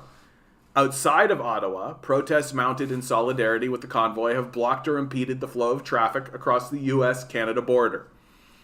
Ottawa police have come under withering criticisms for failing to rein in the Freedom Convoy, yet other law enforcement authorities have succeeded in reopening border crossings without resort to the Emergencies Act. Moreover, there is no reason to believe that the conventional methods of law enforcement are inadequate to control the convoy in Ottawa. As Leah West of Carleton University told the Toronto Stars, Althea Raj, law enforcement authorities have everything they need. Indeed, the legal weapons at their disposal include the criminal code offenses such as mischief and unlawful assembly. Many have contended, with some justification, the Ottawa police seem sympathetic to the protests. That, however, is not a problem that can be solved by an invocation of the Emergencies Act. Hold on, guys. My dog is doing something stupid. Milo, get out of there, dude. Hey. That's what you want? What about this? That's what you want? Ugh. Nothing like a dog trying to rip something up. Where was I? Someone will have to enforce the government edicts that are issued under the Emergencies Act. If Ottawa's police are not going to do it, then who will? The military? Quite apart from the obvious threats to democracy involved in using the military to suppress domestic protest, there are indications that active military personnel, too, are sympathetic to the Freedom Convoy. Thus, the government's unprecedented use of the Emergencies Act is neither necessary nor useful. Rather, in current circumstances, the use of this extreme legislation is simply unlawful. As has been widely reported, some protesters have carried Confederate flags and displayed swastikas. Some of the convoy's organizers also have a history of support for white supremacy. These persons should be exposed and condemned unequivocally. Moreover, to the extent that any of them has violated the hate crime provisions of Canada's criminal code or other laws, they should be prosecuted with the full force of the law and brought to justice. It is also true, however, that the vast majority of the protesters have not displayed offensive symbols or engaged in conduct that constitutes hatred towards vulnerable groups. Overwhelmingly, the flag protesters are carrying are Canadian. Furthermore, the protest has been largely peaceful. In such circumstances, the Trudeau government's claim that the convoy constitutes a threat to the security of Canada within the meaning of Section 2 of the Canadian Security Intelligence Acts is, at best, flimsy. As argued by the Canadian Civil Liberties Association, the high threshold for invoking the Emergencies Act has simply not been met. The CCLA goes so far to assert that the normalization of emergency powers constitutes a threat to democracy.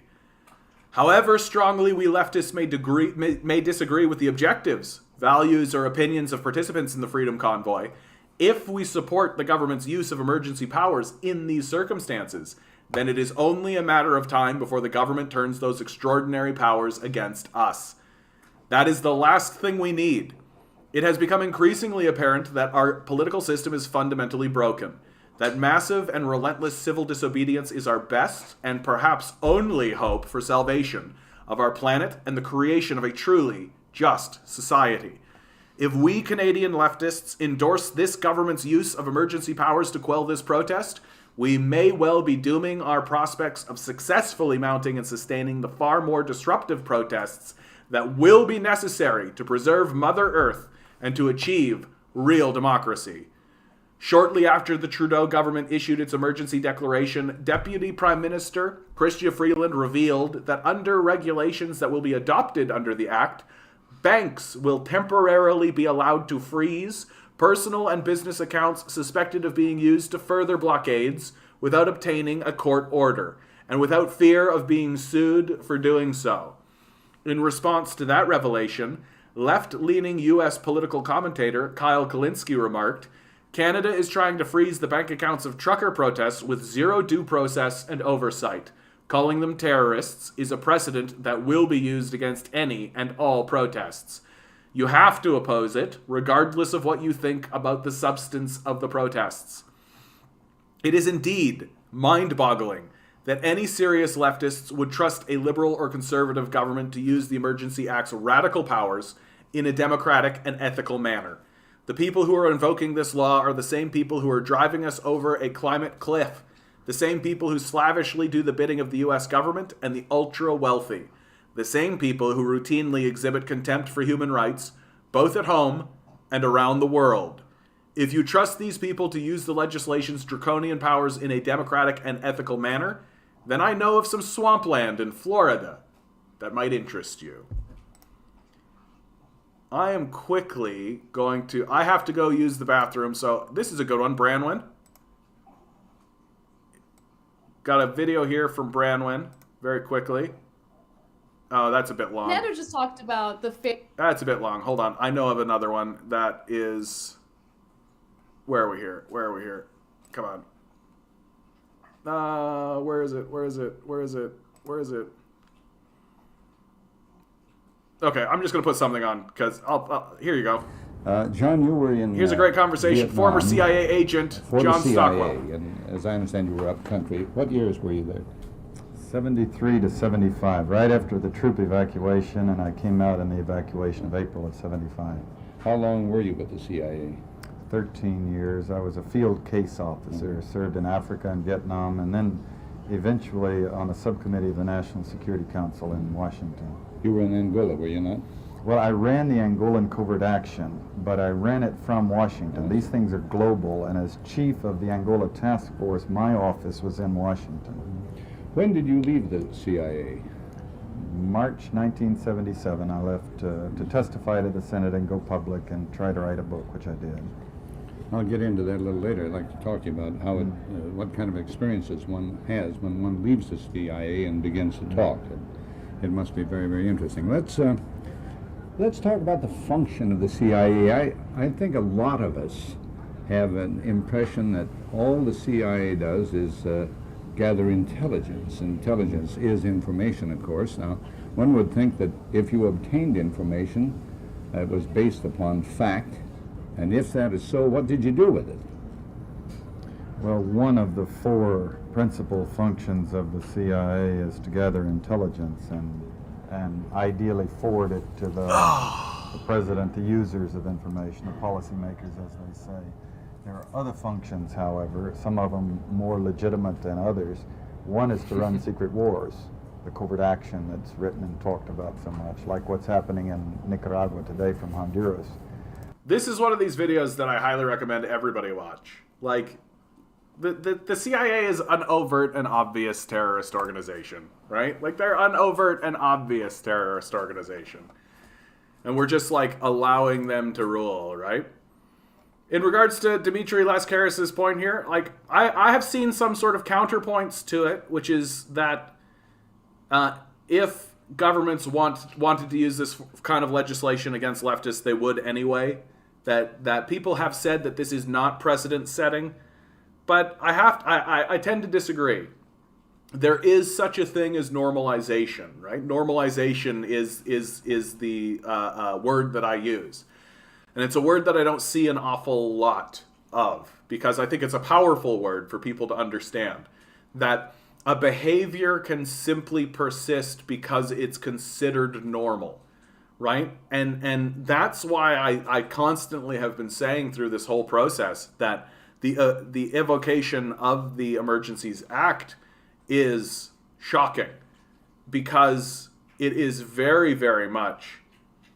Careful, you say that by YouTubers, you get visits by CSIS investigators. Yeah, I mean, what are you going to do? What are you going to do? I suspect that's going to happen in my life anyway, so... Yeah, social engineering, yeah, that's one way of thinking about it, right? But, like... And you do have, like, it's like an old Nazi sort of way of thinking that, like, as long as you incrementally change things, if things are shifted very steadily and slowly over time, people can accept it. Have you seen the film Hypernormalization? I have not. Look at this. Here's a DJ coming in. Indoctrination, another way of thinking about it. Yeah. But what I'm just like, indoctrination is more of a like larger kind of systems thing where you're just inundated with an ideology, whereas normalization is more of of that, but then shifting it, right? Very steadily shifting it so that certain things that would previously be thought of as negative become acceptable, right? Film Hypernormalization. A documentary? Oh, good. Something for me to, like, completely cry about, I'm sure. It argues that governments, financiers, and technological utopians have, since the 70s, given up on the complex real world and built a simpler fake world, run by corporations and kept stable by politicians. Interesting. Interesting. Ugh. I mean, this sounds very similar to acid flashbacks. The truth is out there. It's very graphic. Oh, that's fun. That's fun. Yeah, I mean, I don't have any time anymore to watch things like this, unfortunately. Like, stuff like this really, like, can completely fuck my brain. Yeah, Canada has PSYOP officers. Of course. No, of course they do. Like, that's what CSIS is. Like, CSIS is like a CIA-style branch of... I don't think that they are as powerful or egregious as the CIA, but, like, same idea. Like, same concept.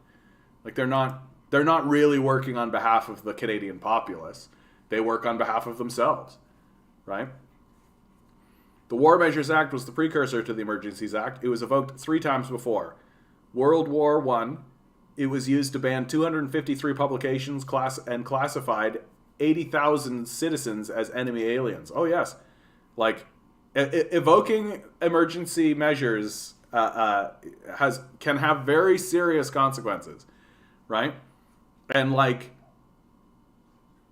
again, like, one of the big fallout things from this, not only just from the normalization perspective, but also is like this makes this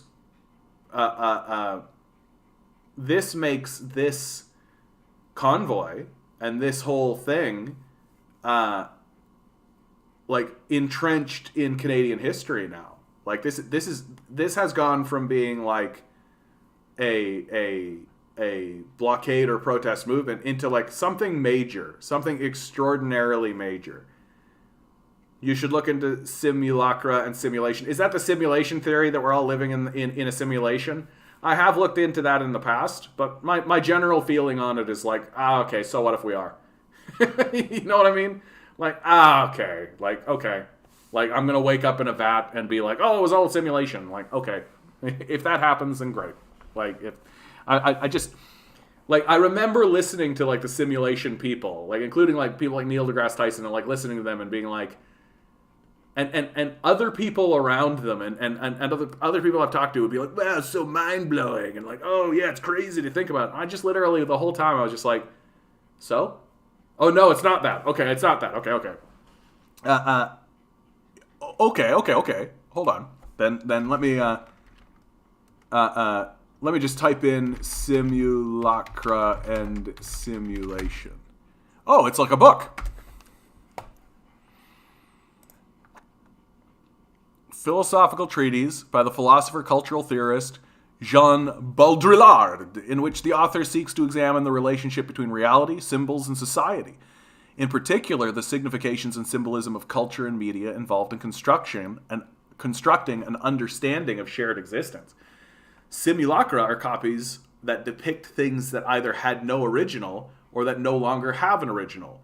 Simulation is the imitation of operation of real-world processes of systems over time. Oh yes, yeah. Like what makes reality reality, right? Like, does certainly there are rules to reality, but we also have a part in creating our collective reality, right? And if we have a simulacrum is never that which conceals the truth. It is the truth which conceals that there is none. The simulacrum is true. Oh, well. The quote is credited to Ecclesiastes, but the words do not occur there. Oh, yes. But say what that would get you a CSIS visit, that the CIA is a terrorist organization. That's gonna be the thing. Like, if you accurately point out that the CIA is a rogue institution that doesn't abide by any laws or rules, and operates specifically to protect its own interests, to the expense of literally everybody around it, including American citizens, that's what's going to get me a visit from CSIS. You can't publicly say that the CIA is a rogue terrorist organization, even though it obviously is. Like, it's very clear that it is. Pretty sure the channel CCK Philosophy has a decent video about that book. Here we go. Right, here we go. We're all putting it together. Right? This is what I like. We got a groupthink going on here. Because this is a fascinating idea, like a fascinating subject of like what makes our reality. And part of what is so interesting about human nature and human reality is that we do, to a certain extent, create our own rules, right? That we have to operate within a rule set. American Psycho, Bulliard, got a lot of a critique of Sam Harris's The Moral Landscape, for fuck's sake. Here's a guy who's doing some deep dives on some interesting subjects, though. Hard to hate that. Hard to hate that. Is this the one we were talking about here, bud? Is this the video? Was it the Matrix one, or was it maybe this one? Yeah. YouTuber Second Thought got a visit from Homeland Security after posting his video, the CIA is a terrorist organization. I doubt I would get a visit just from stating it, right? I doubt I would get a visit just by stating it. Like, I think Second Thought, like, he created a whole video. Like, it was a whole thing, right? And the reality is, like, he's still on YouTube, and he's still doing stuff, and he's still producing stuff, even though, like, I'm sure he's being well observed, right? That should America devolve into, like, a far-right kind of collapsing system. Don't remember the title, to be honest. I thought it was a while ago. These look interesting, though. American Psycho, Bulliard, and the Postmodern Condition. That sounds like a pretty cool video, honestly. Charles Fourier and Cuck Philosophy. Oh, yeah, interesting. Dude, like, even 3 years ago, like, fucking stop talking about Sam Harris. Like, the guy still defends torture. Like, what do you need? Like, what do you need? First video? Okay. Like, the Matrix one? Jean Baudrillard is one of the most influential thinkers of the late 20th century. He is known for having a hard-to-pronounce name, my pronunciation of which people will never stop complaining about, so from here on I'll make things easier and refer to him by his first name, Jean. Besides that, Jean is best known for his analysis of postmodern society. His works on mass media, communicative technologies, simulations, and pop culture, written in a provocative and uncompromising style, have earned him the title of the High Priest of Postmodernism. Interesting. But there's no doubt that the most popular pop cultural product associated with his name is the 1999 movie The Matrix. His influence on the movie is hard to overlook. not just because the film explores similar themes and references Jean's works. His most popular book, Simulacra and Simulation, is actually shown in the movie, and was even listed as required reading for the movie's actors. Oh yeah, okay. I'm sold. I'm sold. I'm gonna go a little bit deeper with this. Won't do it obviously with you guys, but I'm sure that we'll be able to find a. I know exactly how I'm gonna go about this because it is the way that I go about things. We go don't, right? That's how you roll. That's how we do. Probably this one. Simulacra and Simulation by Jean Baudrillard, Chapter 1. Oh, they got a robot The doing it. procession of simulacra. The simulacrum is never what hides the truth. that sucks. It is truth that hides the... That sucks. That sucks. What about this one? Simulacra and Simulation. There you go. All right. All right. I love this. I love this idea. Right? It's Second Thought posted something about doing a Freedom of Information request to get the files that the FBI has on him. Said they turned over 200 pages. Yeah, oh yeah. Like I'm absolutely dead positive that and honestly, like, given the way that information gathering works now, everybody has a fucking file. Like, everybody has a file. Like, like, nobody can be separated from it anymore. And this is what's so dangerous about our society and the way that it's being done, is that they can nail you with things retroactively. Like, if all you do is, like, live your life and you're not a problem, you don't cause anybody any problems, nobody cares about the big pile of data they have about you. It's only when they want to go after you that they can go collect this big pile of data and start to fuck you up, right? And they didn't do anything to Second Thought, but, like, it's harrowing enough to receive a visit from an organization like Homeland Security that has shown repeatedly its willingness to destroy entire countries. Like, my understanding is they just questioned him about his anti-American sentiments. Isn't that funny? Anti-American, right? That, like, literally a terrorist organization can destroy entire countries and lie to the populace, and that's not anti-American. What's anti-American is pointing out that they're doing it, right? That's considered anti-American. This anti-American rhetoric, by the way, is absolutely going to blow up in the face of because if you're going around accusing other people of being anti-American, right? Well, and the other side starts calling you anti-American, well, then you're gonna have a fucking war about it, aren't you? Right? Like, and that's manifesting itself in the streets. It's absolutely manifesting itself in the streets. All right, Yeah, and of course, Ottawa convoy supporters dismiss authority of Emergencies Act. No plans to leave. I think there's a lot of these guys that, like, you can find them, you can do all this kind of stuff you want to them, but, like, they're not going to change their position. They're not going to suddenly change their tune. Yeah. Justin Trudeau refuses to apologize for implying the Conservatives are Nazis. Oh, here's something not convoy related, but I thought was actually interesting. Worth pointing out. This is all building towards big companies paying workers in their own made-up cryptocurrencies. Everybody realizes that, right? It's something that I hadn't really thought of specifically, but that the second it was said, I was like, oh yeah, that makes total sense. Like, Jeff Bezos is going to pay his own people in, like, Bezos bucks, right? Or whatever dumb cryptocurrency name he comes up with. And everybody will just use those Bezos bucks to buy Bezos Amazon shit, right? And, like, Walmart will do the same. You'll have Wally dollars or something, right?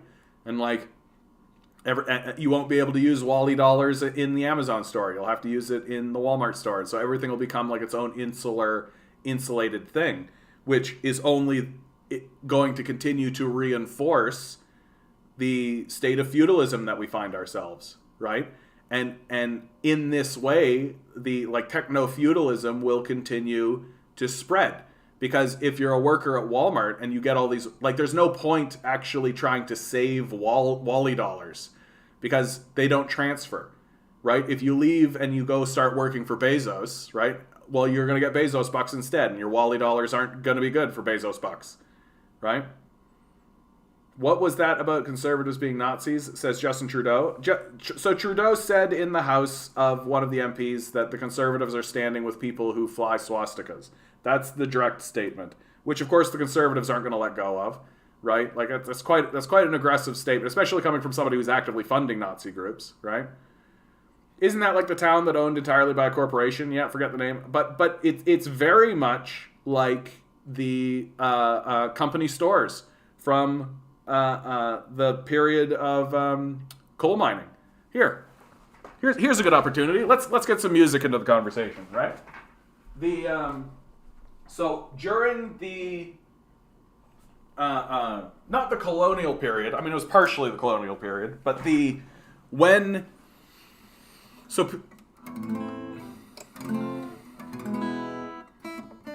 Canadian Tire will take all coupons at 50%. Exactly. Is there a Facebook bill yet? So, coal mines in like Virginia and across the states would advertise high wages, right? Come work in the coal mines, we'll give you some high wages. And they would, right? I know, John has legs, who knew? And they would, right? The wages would be high, absolutely. What they wouldn't advertise, of course, is that not only did the company own the coal mine, it owned the land around the coal mine, it owned the housing, and it owned the market. It owned the general store, right? What was called the company store. And you couldn't get goods anywhere else, and you couldn't live anywhere else, right? And of course, the price of the goods and the wage and the price of the housing, well, the wage that they paid didn't cover it, right? And so everybody was constantly falling into a state of debt that you could never get out of. It's a form of wage slavery, right? Except instead of it being that your wages can actually accrue and you can save some and then do something with it, you're constantly falling behind. And that's structural. And this, of course, leads to the Union battles, which include things like the first aerial bombardment against American citizens. It was a corporation that was doing it. And then also the not only the aerial bombardment of those people, but the Battle of Blair Mountain, where striking coal miners actually were forced to defend themselves against invading police, basically. And so here's one of their songs. This is called 16 Tons.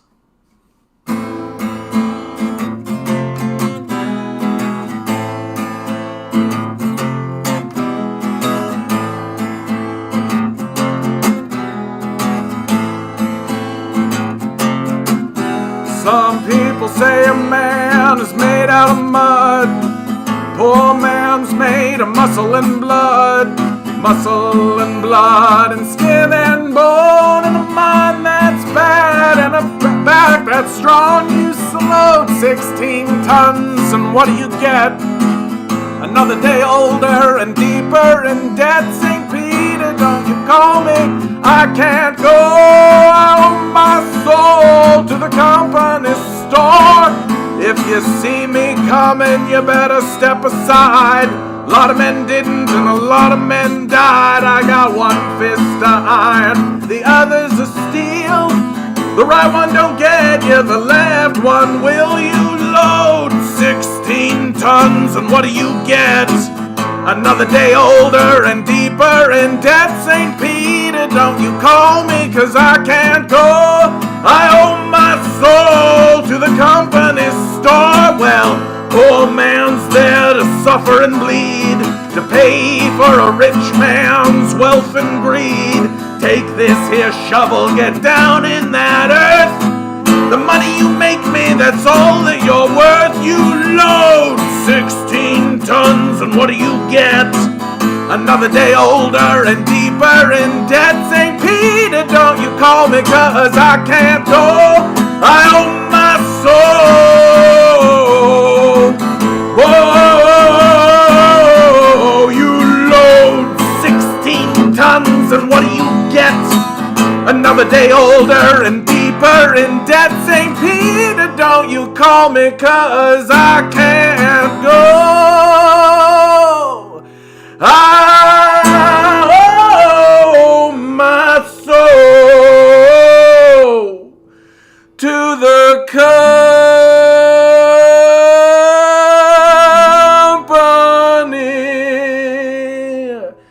store.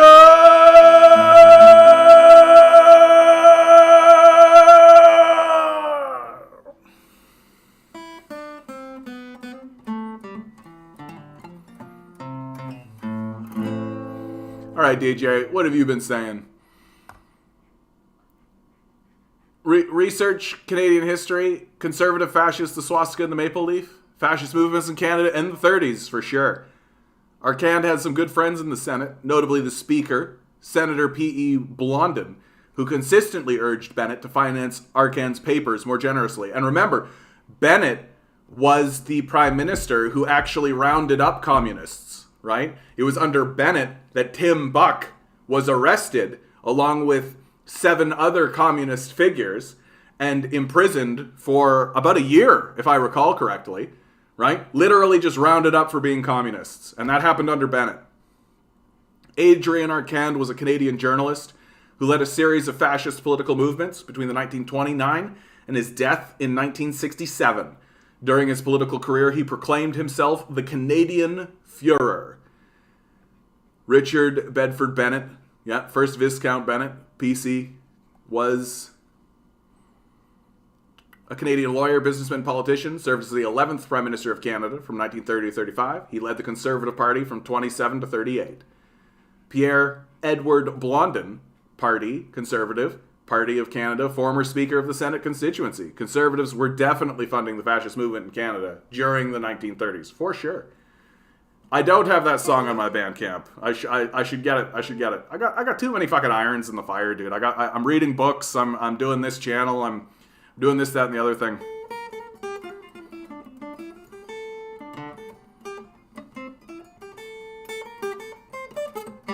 Oh yeah, it's fucking that up.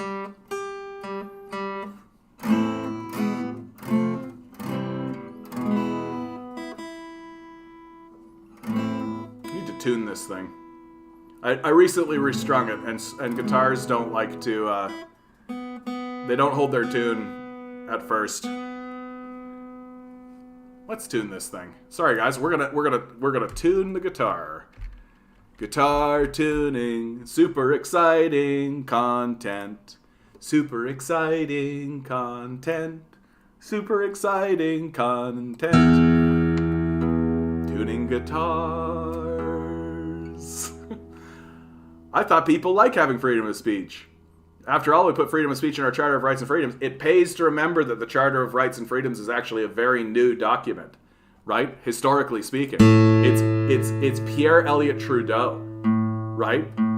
Like that's like the 70s and 80s, right? Like really, really think about that. That if it hadn't have been for Pierre Elliott Trudeau and doing all that kind of thing, we would be operating without a Charter of Rights and Freedoms whatsoever. Like, lay whatever critique you like at the feet of Pierre Elliott Trudeau, but we have a Charter of Rights and Freedoms because of him. There it is.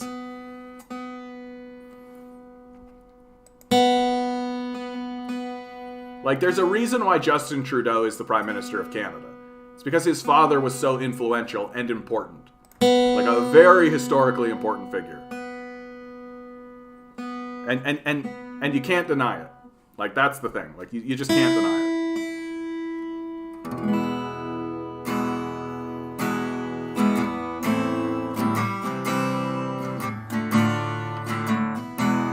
Oh, yeah. Too many irons in the fire. Half out doing trying to type up a 20-pager right now. 20-page paper. Boo. Boo. What are you, school?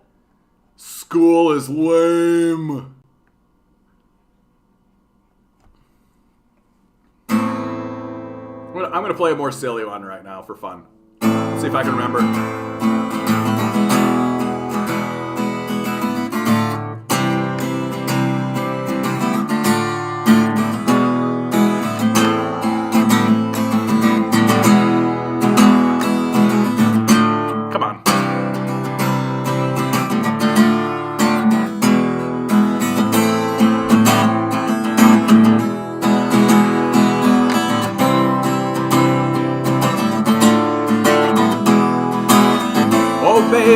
baby, how was I supposed to know?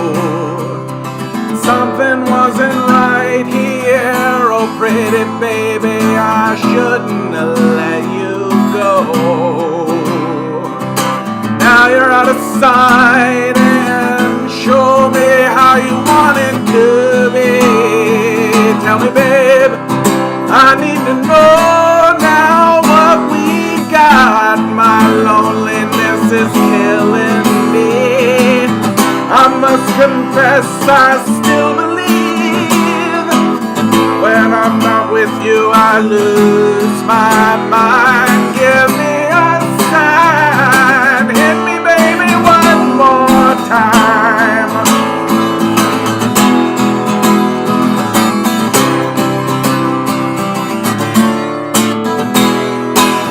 Oh pretty baby, the reason I breathe is you. Girl, you got me flying. Oh pretty baby, there's nothing that I wouldn't do. It's not the way I planned it. Show me how you want it to be. Tell me babe, I need to know now what we got. My loneliness is killing me. I must confess I still believe when I'm not with you I lose my mind. Give me a sign, hit me baby one more time. My loneliness is killing me. I must confess I still believe when I'm not with you I lose my mind. Give me a sign, hit me baby, hit me baby, hit me baby, hit me baby, hit me baby one more time.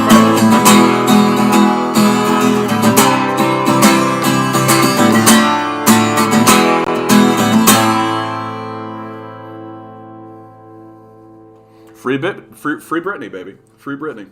Let's go. Let's go. Eric, you said something interesting here. Out of curiosity, do you have any critique of the Charter of Rights and Freedoms? Because for me, when I read it, I agree with it. It didn't go far enough. That's my big critique for it. It doesn't explicitly protect citizens of Canada from a material level. That they use the word security, right? Which people have attempted to argue is like food and shelter is part of the security. Like that's part of that. Has not yet been successfully argued. Largely because if it is successfully issued, then that means that Canadians, like homeless people, could sue the Canadian government for not providing housing, right? If that were successfully argued in court. And I think that the Charter of Rights and Freedom should explicitly protect those things. It should say that, like, yeah, any society that is not providing food and shelter for its people is no society at all, right? And for me, that's the big critique I've got for the Charter of Rights and Freedom. That really you can tell that it was a document written by, wealth inheritors, people who where food and shelter was just not considered an issue. Just like, yeah, that's a given, isn't it? Like, that they didn't feel the need to explicitly put in the document, by the way, when we say security, we mean food and shelter. Like, that's part of security, right? And so that's created, like, the reason why there's this system of homelessness, the reason why there's this system of abandonment that can be successfully written and still be within the confines of the Charter of Rights and Freedoms is because the Charter does not explicitly defend a Canadian citizen's right to food and shelter. That's my critique. I wonder how much of that influence came from visiting Cuba and Justin's real father. Oh yeah, this whole thing. That Fidel Castro is actually Justin Trudeau's real father. Which I think is hilarious. Check out KKK in Canada. You'll understand the politics of the West. I mean, I'm from the prairie provinces. Like, I'm from the West. Like, the degree to which politics has been taken over by those sorts of elements it's just not on the same level. Like, it's not on the same level as you would see in the United States, for sure. Which I think is a part of the reason why Canada has always been a little bit more to the left than America. Which I'm not saying that we're free of it. Like, I'm not saying that we're but I just think that we're less infected. I know the math doesn't work out for that conspiracy theory. Yeah, it's entertaining. No, of course. It's absolutely entertaining to say that. That's the kind of shit that you say just because it's fun. When the Second World War broke up, Arcand and his fellow Nazis were interned, but by the war's end, they were quickly freed again. In 1948, an article appeared denouncing Arcand's wartime incarceration as the end of civil liberty, of course, because locking up Nazis, totally normal. Anyway. The article's author, unbelievably enough, was Pierre Elliott Trudeau, a young Canadian law student who would later be elected as the country's prime minister. Yeah. So you would like more of a second Bill of Rights document? I mean, I think, yes, I think that we need to, at the very least, like, include these things, like these protections, into the Charter of Rights and Freedoms. Like, a citizenry that is having its food and shelter withheld from it is no free citizenry at all. Like, just straight up, period. And a society that is not providing food and shelter to its citizenry is no society at all, right? That you can talk about security and you can talk about well-being and you can talk about these things all you want, but if there are homeless people on the streets and they can't do anything about it, time to get completely fucked, right? Like, it's if the private sector refuses to provide these things, which it does systematically and on purpose, then it falls to the government to do it, right?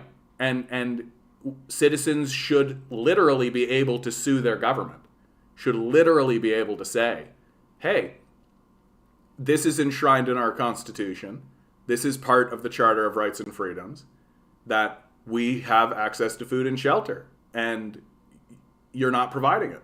So we're going to sue you until you do. Right? Or and it could be very much as simple as like you sue the government and then the government turns around and gives you the money that you need to get food and shelter for yourself through something like a basic income. Right? But in order to change the Charter of Rights and Freedoms, you need to get all of the provinces involved. Like, that's what gives the Charter of Rights and Freedoms its credibility. That they went through the process of getting all of the premiers in a room together in order to hold debates and hold conversations, in order to forge this document, and then all of the provinces voted on it, and a majority vote, in order to get this thing passed. And the reason why politicians are so unwilling to reopen such a document is because then you can start getting some really chintzy negotiations. Right? You can get some really shit. Like, imagine someone like Jason Kenney, right? Like, what's Jason Kenney gonna demand happens while you're attempting to ensure everybody has food and shelter? Like, what is he gonna demand in exchange for it? Like that, because that's the way he thinks. He's a psychopath, right? He's not gonna just do it. Yeah, I know, right? I've seen this video. Have you seen the video of the Fox News anchor reading the USSR Constitution where he pretends that it's evil? Yeah, and as he's reading it, you're like listening it, and you're like, this actually sounds pretty awesome. This actually sounds pretty awesome. Like, how why are we fighting against this? Like, why are we fighting against this?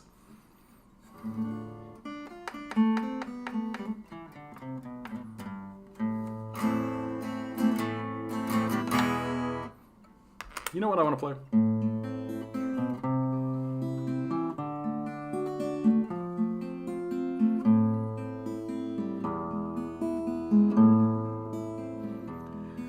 There is a house in New Orleans they call the Rising Sun.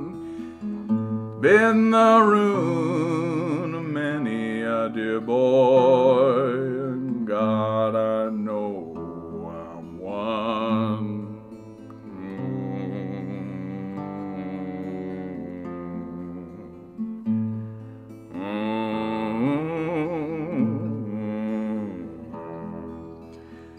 My mama was a tailor. She sewed my new blue jeans. My papa was a gambling man down in New Orleans.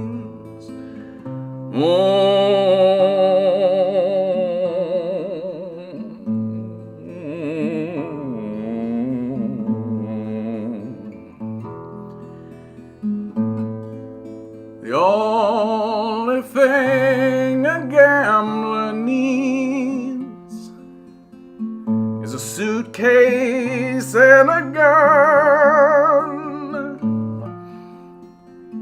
The only time he's satisfied is when he's on a drug.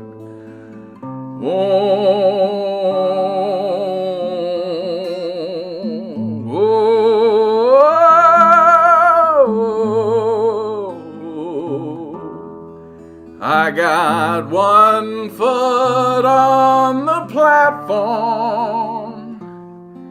the other's on the train. I'm heading down to New Orleans to wear that ball and chain.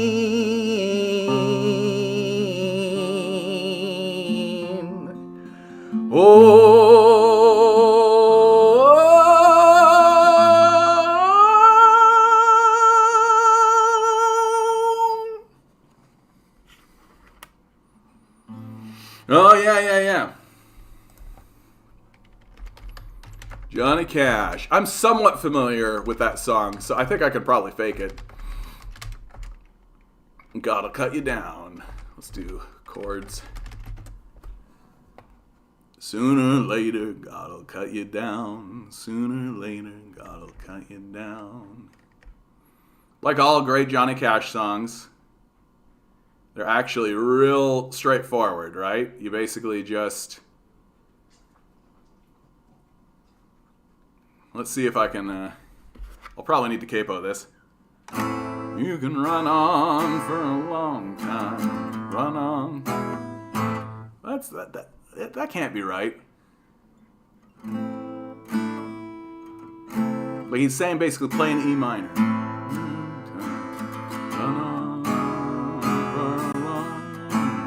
There's got to be an E in there. Yeah, I'm going to put an E in there. I don't give a fuck. I don't give a fuck.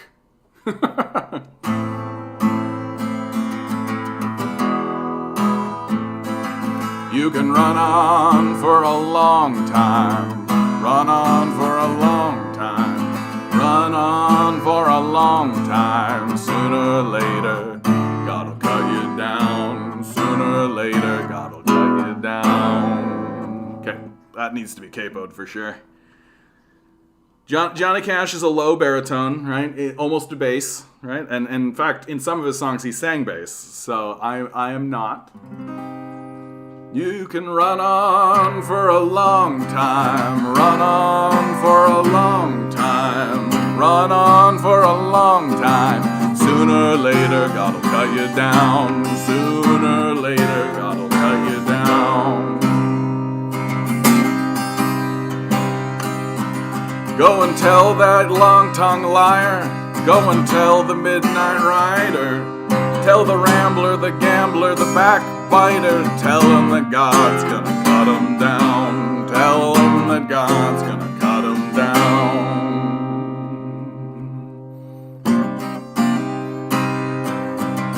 Well, my good gracious, let me tell you the news. My head's been wet with the midnight dew. I've been down on bended knee, talking to the man from Galilee. He spoke to me in a voice so sweet, I thought I heard the shuffle of angels' feet. He called my name and my heart stood still, and when he said, John, go do my will. Go and tell that long-tongued liar. Go and tell that midnight rider. Tell the rambler, the gambler, the backbiter. Tell him that God's gonna cut 'em down. Tell 'em that God's gonna cut 'em down. Oops. Well, so much for that.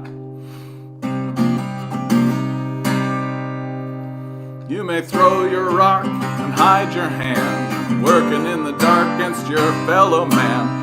As sure as God made black and white, what's done in the dark will be brought to light. You can run on for a long time, run on for a long time, run on for a long time. Sooner or later, God'll cut you down. Sooner or later, God'll cut you down.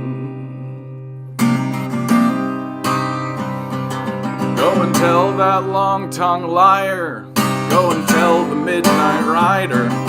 Tell the rambler, the gambler, the backbiter. Tell him that God's gonna cut him down. Tell him that God's gonna cut him down. Tell him that God's gonna cut him down.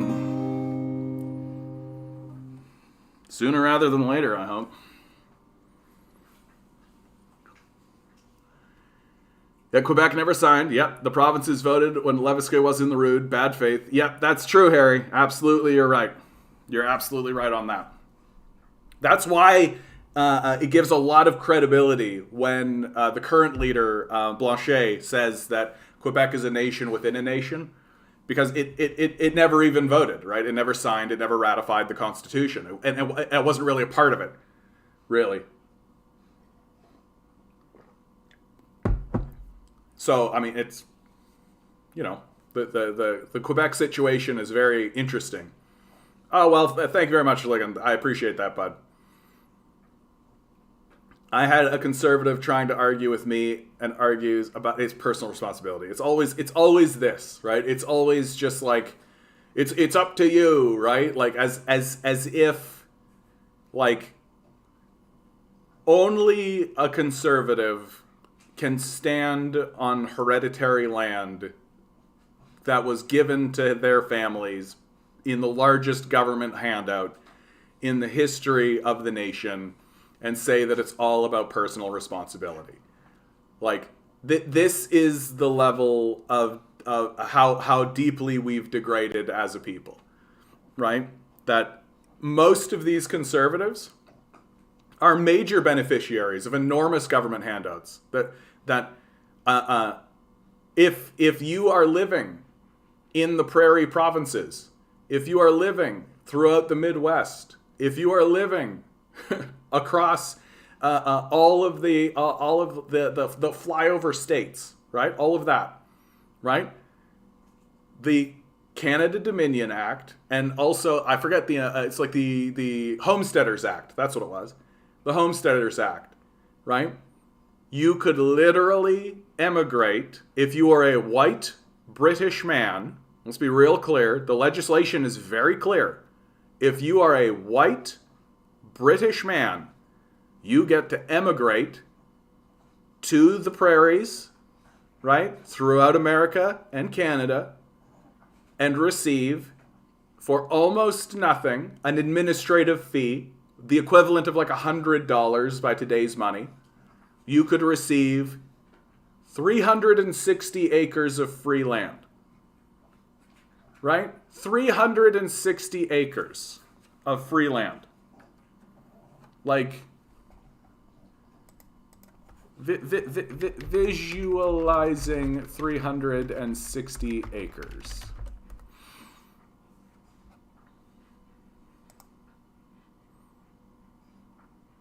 Oh, yeah. Okay. Okay. Hold on. This is cool.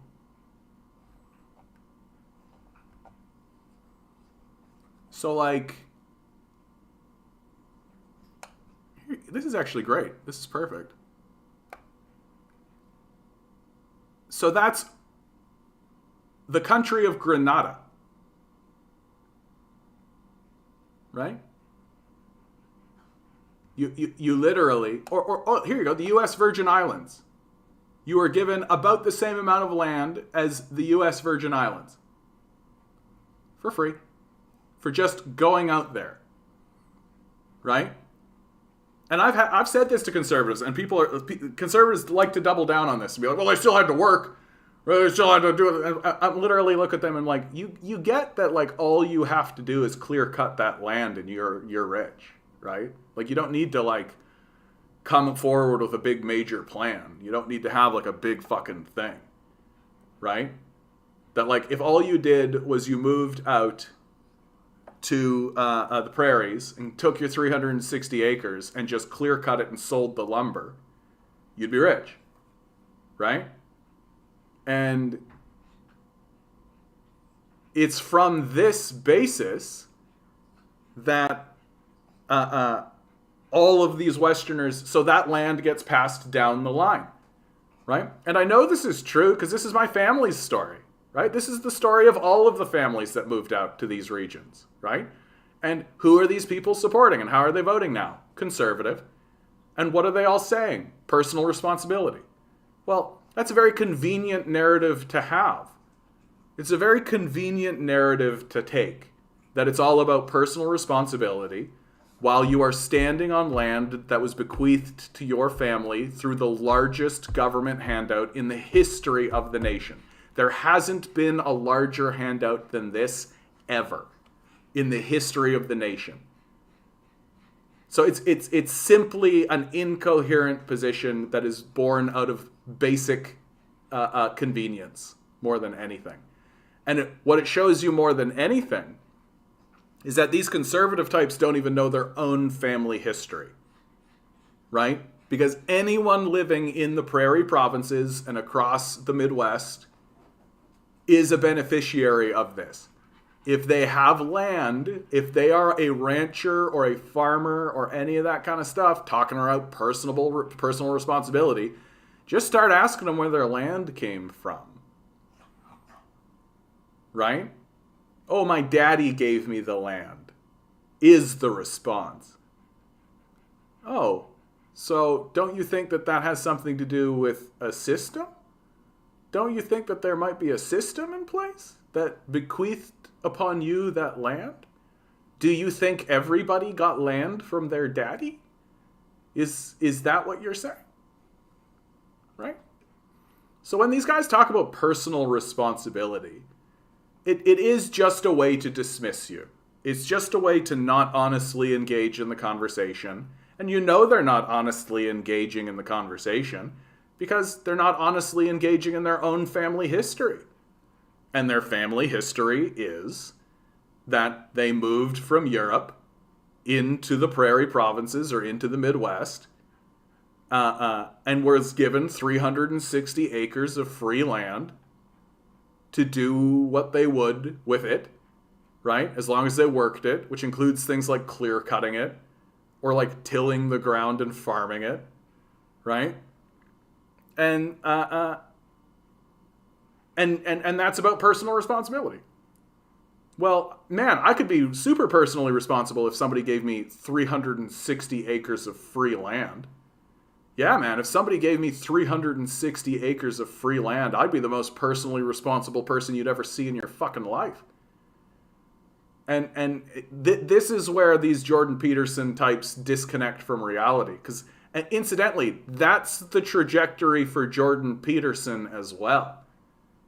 Right?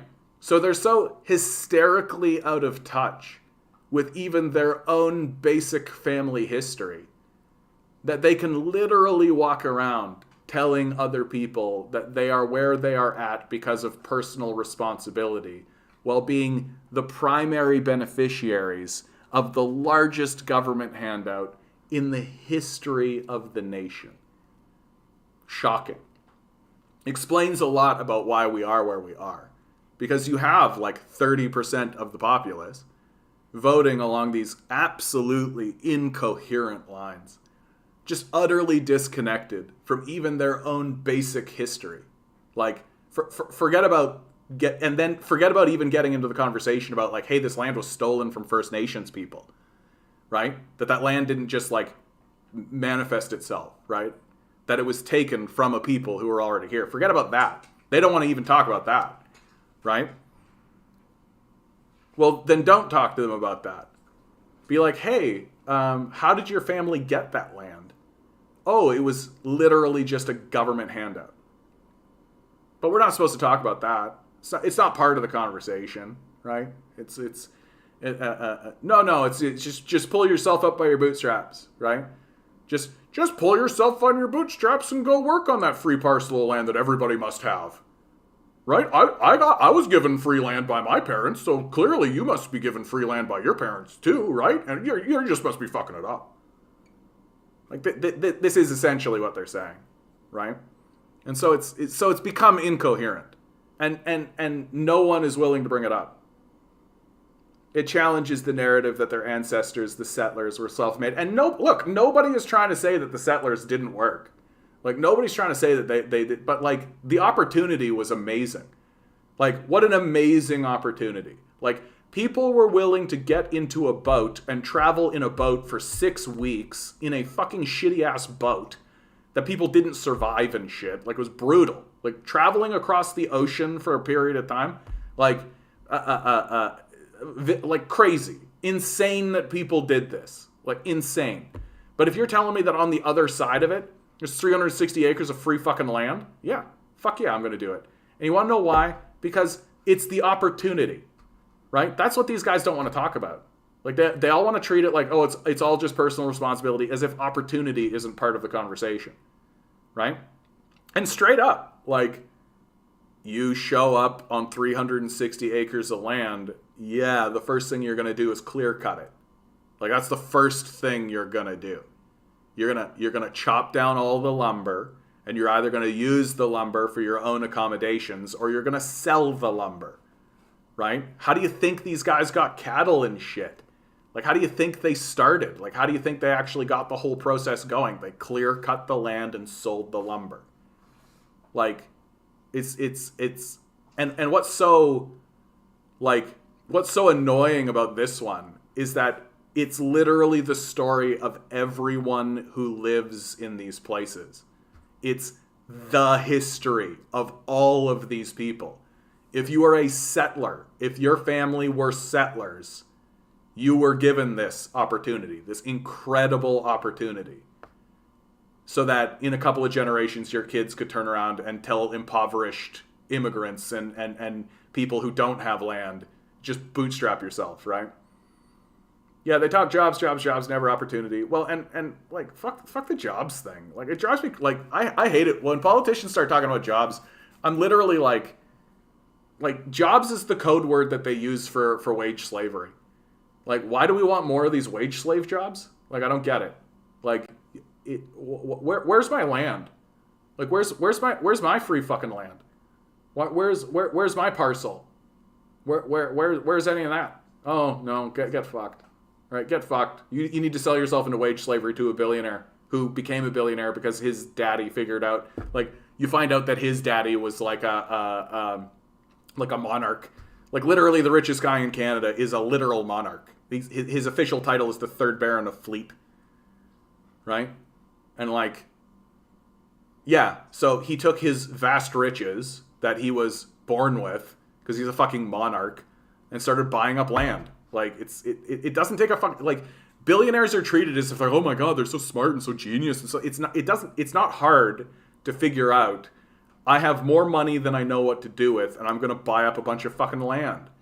Like, you don't need to be smart. It's not even a, like, it's not even intelligent. It's literally the basic thing that a billionaire would do. It's like the most basic shit of life. That's why you have, like, Bill Gates is now the largest farmer in America. You know, well-known agriculturalist Bill Gates is now the largest farmer in North America, just basically entrenching his family as monarchs in America. That, like, there is going to come a point where if you want to eat, you're going to be eating, like, Gates food, right? Like, that's the point. That's the goal, obviously. And, like, we're all just kind of, like, dopely going along with it and being like, oh, wow, yeah, Elon Musk is such a genius. What a super genius Elon Musk is, taking his father's apartheid emerald mine money and buying people to make shit for him. So smart. It takes a super genius to figure out, make people, buy other people's shit and take credit for it. Like, that's all Musk ever did. That's all he's ever done. Right? Like, at least you can make an argument that Gates was, like, actually, like, he actually knew shit. Like, he actually did shit. Right? Like, although Gates has a fair share of just like, oh, you did that thing, I'll buy it. Right? And, like, it's not like... And then we turn around and worship these guys because they figured out how to buy stuff. Like... My absolute favorite is, like, the Bill Gates story is straight up, like, the American government was funding computing.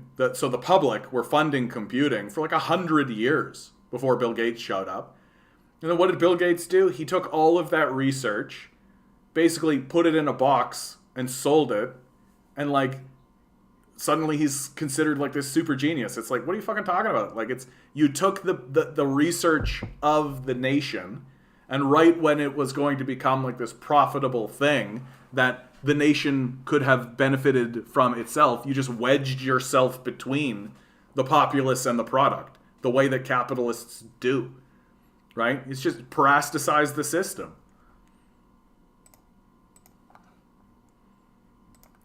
And we're all supposed to turn around and be like, wow, you're super smart.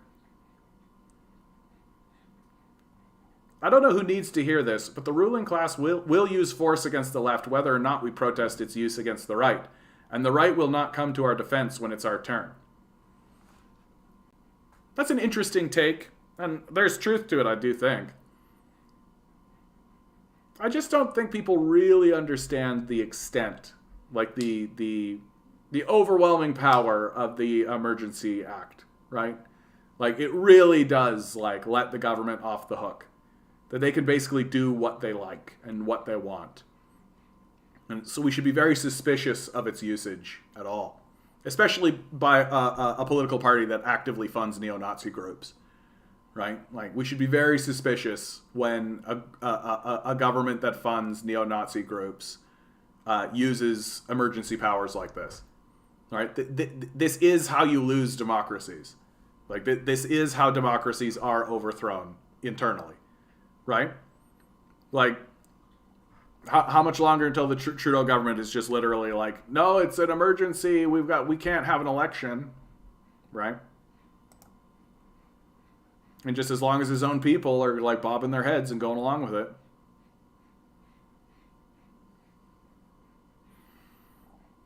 This from The Conversation. Replacing Aaron O'Toole exposes the Conservative Party's ever-deepening divides. I'm not going to read this one aloud, but it's worth pointing out that there are clear divides in the Conservative Party. There is a divide between those who want to move the party more to the center in order to become more appealing to the mass base of people who they've lost the faith of. Nobody trusts these guys anymore. Right, for good reason, right? Their policies are policies of abandonment. They have been the largest cheerleaders of the abandonment of the populace, and so there's a group that's looking to make the party more appealing to a more mass base. But as they're doing that, they're losing the support of who? The PPC, right? The further right elements, and what you really are witnessing is a struggle between the more racist and bigoted elements, right? Like, Stephen Harper's strength as a leader was his ability to get these groups in a room together and have them cooperate, right? That he managed to corral what's called social conservatives in with corporate conservatives who looked at these social conservatives with a bit of disdain, but understood that they needed them.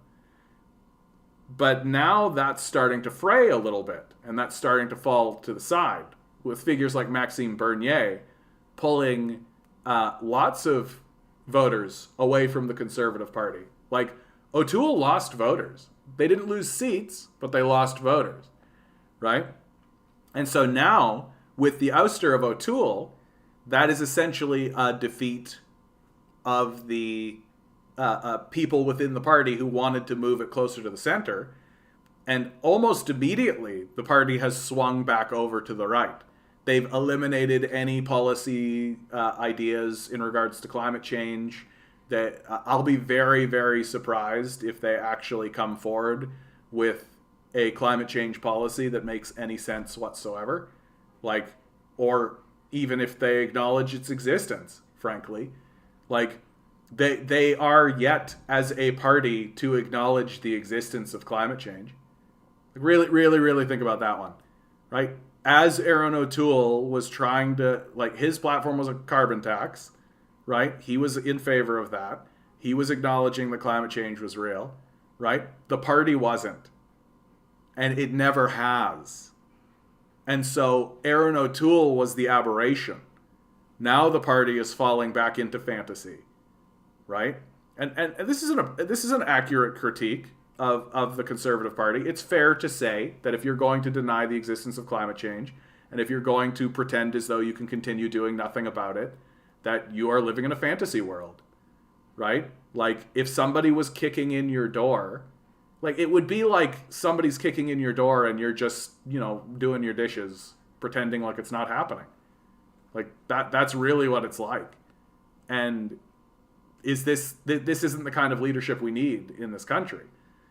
But, like, and what we are seeing now, not only in the Conservative Party, but also in the Liberal Party, yeah, Stephen Harper did silence climate scientists when he was in power. He's famously known for saying that climate change is an issue that my grandchildren will have to deal with, right? That's sort of the famous seminal statement that he made it very clear to everybody that he wasn't interested. Like, it was just a non-starter for him, and which made him a non-starter with us, frankly.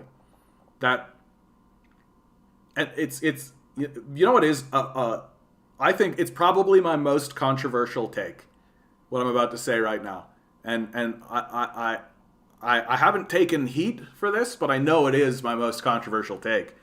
One of these days, a liberal will scream at me for saying this. Stephen Harper was a better prime minister than Justin Trudeau. And it's not close, right? That Stephen Harper has 3 critical failures. And I was speaking with some conservatives just the other day, and I said this, that Stephen Harper's a better prime minister than Justin Trudeau. And if you say that to conservatives, they'll listen to you. And then they started asking me, well, okay, well then why did Harper get rejected? Like, why was he treated so poorly by the Canadian populace? And he was. And I said to them, he has 3 critical failures. Failure number 1, he endorsed the Iraq War, which I think is a complete non-starter for especially young people. That one of the last great acts of the Chrétien administration, even though the Chrétien administration itself was fairly weak, but one of its last great acts was its declaration that it was not going to join the Iraq War, right? You can thank Jean Chrétien for that. That they knew that it was not only a tactical blunder, but also immoral to do. Stephen Harper has since walked back his support of the Iraq War based on tactical terms, not on moral terms. But his support for the Iraq War was a non-starter. His inability to confront climate change, right? Not only silencing climate scientists, but also his explicit statements that he wasn't going to do anything about it, right? And then non-starter number 3 is that he fundamentally was saying that this system of capital, the system of wage slavery, is good and we should maintain it. That this is the system as it should be done. If Chrétien hear you, he'd choke you out. Exactly. I love that became such a big fucking deal. Like, you know what's so funny about that moment where Chrétien choked that guy? Is that it made Canadians like him more. Like, when he did that, like, conservatives lost their minds about it, right? Because, they're the opposition. They're supposed to lose their minds about this. But generally, across the board, Canadians were like, yeah, get fucked. You're standing in his way. He's trying to get past you. He's the fucking prime minister. Move. That seems to be the general attitude. And when he did that, his poll numbers improved. People were like, yeah, great. And but the Conservatives don't really have a self-awareness of, they don't actually understand why people aren't willing to vote for them. They don't really get it. And they see their support of these global wars as part of a innate good, that they're going in the world and destroying countries and fomenting coups, and that's good because they're good, right? And they don't seem to understand that, literally every group of people who have committed any atrocity you can find said that they were doing it in the name of good, right? Without exception. Nobody commits the atrocities they're committing saying, yeah, we're the bad guys, get fucked. People don't act like Skeletor when they do this shit, right? Everybody says they're the good guys. And the Conservatives don't understand this. They don't understand that if you believe you're the good guy while doing things that are objectively evil, then you're not the good guy. Very straightforwardly. And the wars that are raging throughout the world right now because of the United States and us and NATO, right, are all being predicated on this idea that we're the good guys, right? And we're not. We're very, very straightforwardly, we're not. If you're living in Egypt, you don't think America is great. If you're living in Iraq or Somalia or Chad or any of the African nations, right? Certainly Libya. Syria, right? It's very unlikely these places think that we're the good guys. It's very unlikely. And then, of course, the climate change issue. The climate change issue has become one of national security, right?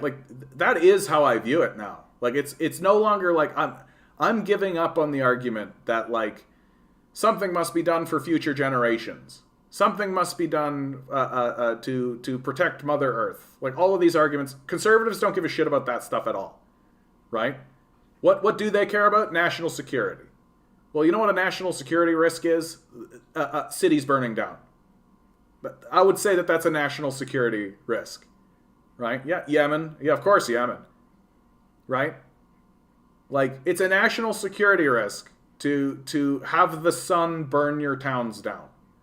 Right? It's a pretty clear national security risk. And if the Conservatives are not willing to confront this national security risk and take it seriously, to even acknowledge that there is a risk, then they're unfit for governance. Straight up. You are unfit to govern if you cannot look reality in the face and create a plan for how to confront reality. Right? If you're just going to live in a fantasy world, then we don't need to support you. And it's actually a bit shocking that the Conservatives have as much support as they do. Have you heard what the U.S. did in Afghanistan? Yeah, where they've taken their money and now they're creating not a famine, but they're starving out the Afghani people. Yeah. What is it specifically? They took the money. They stole money from Afghanistan and they're using it for something. I forget what it is they're using it for, but it's an ironic thing they're using it for. They're taking the money and giving it to homeless recipients or something like this in their own country. Right? So they're creating poverty somewhere else in order to alleviate poverty in their own country. It's and of course Conservatives will look at that and be like, capitalism's creating wealth. As if capitalism ever created wealth. Right, they're giving it to 9/11 victims. Thank you, Hamnix. So, can't tax the billionaires, right? Can't find the dead pools of wealth in order for that. No, gotta steal it from poor Afghanis. Right? Just gotta twist the dagger. Just gotta twist the dagger. Right? Like can't just leave, right? Can't just break ties. No, you got to twist the dagger on the way out. You got to salt the fields on the way out, right? Like as if the Americans haven't done enough. Yeah, of course they're putting sanctions and suing them for something and all this kind of stuff. Yeah, of course they're not going to let the Afghanistan people just stand back up. Like that's not what they're going to do. Yeah, the sun-burning towns, increased speed of disease, famines, water wars. The national security threat is enormous. Exactly. And climate change should be discussed in national security terms. Like, and the people who are opposed to it should be considered dangerous. Like, the conservatives are affronted that Justin Trudeau would call them Nazis. Well, okay. Like, I understand why they think that way, right? Why they're doing that. Well, here's the controversial statement of the night. This conservative party is more dangerous than the Nazis. They're not Nazis. They're more dangerous than Nazis. Why? Because even the Nazis weren't planning to burn down the entire country. And if you're going to stand in front of me and pretend that that's not the stakes, then you need to sit the fuck down and shut the fuck up. Like, 100%. Like, we will never support you while you are pretending like this enormous, massive national security issue doesn't exist. Like, shut the fuck up. You might as well try to tell me that the sun doesn't exist. Like, it's gotten to that level of hysterical absurdism with the Conservative Party. Especially now that they've ousted O'Toole and regressed back into the fantasy world that they came from. Right? So they're correct in their critique of Justin Trudeau, and Justin Trudeau shouldn't be calling them Nazis. They're worse than Nazis. Because even the Nazis weren't trying to destroy the entire species.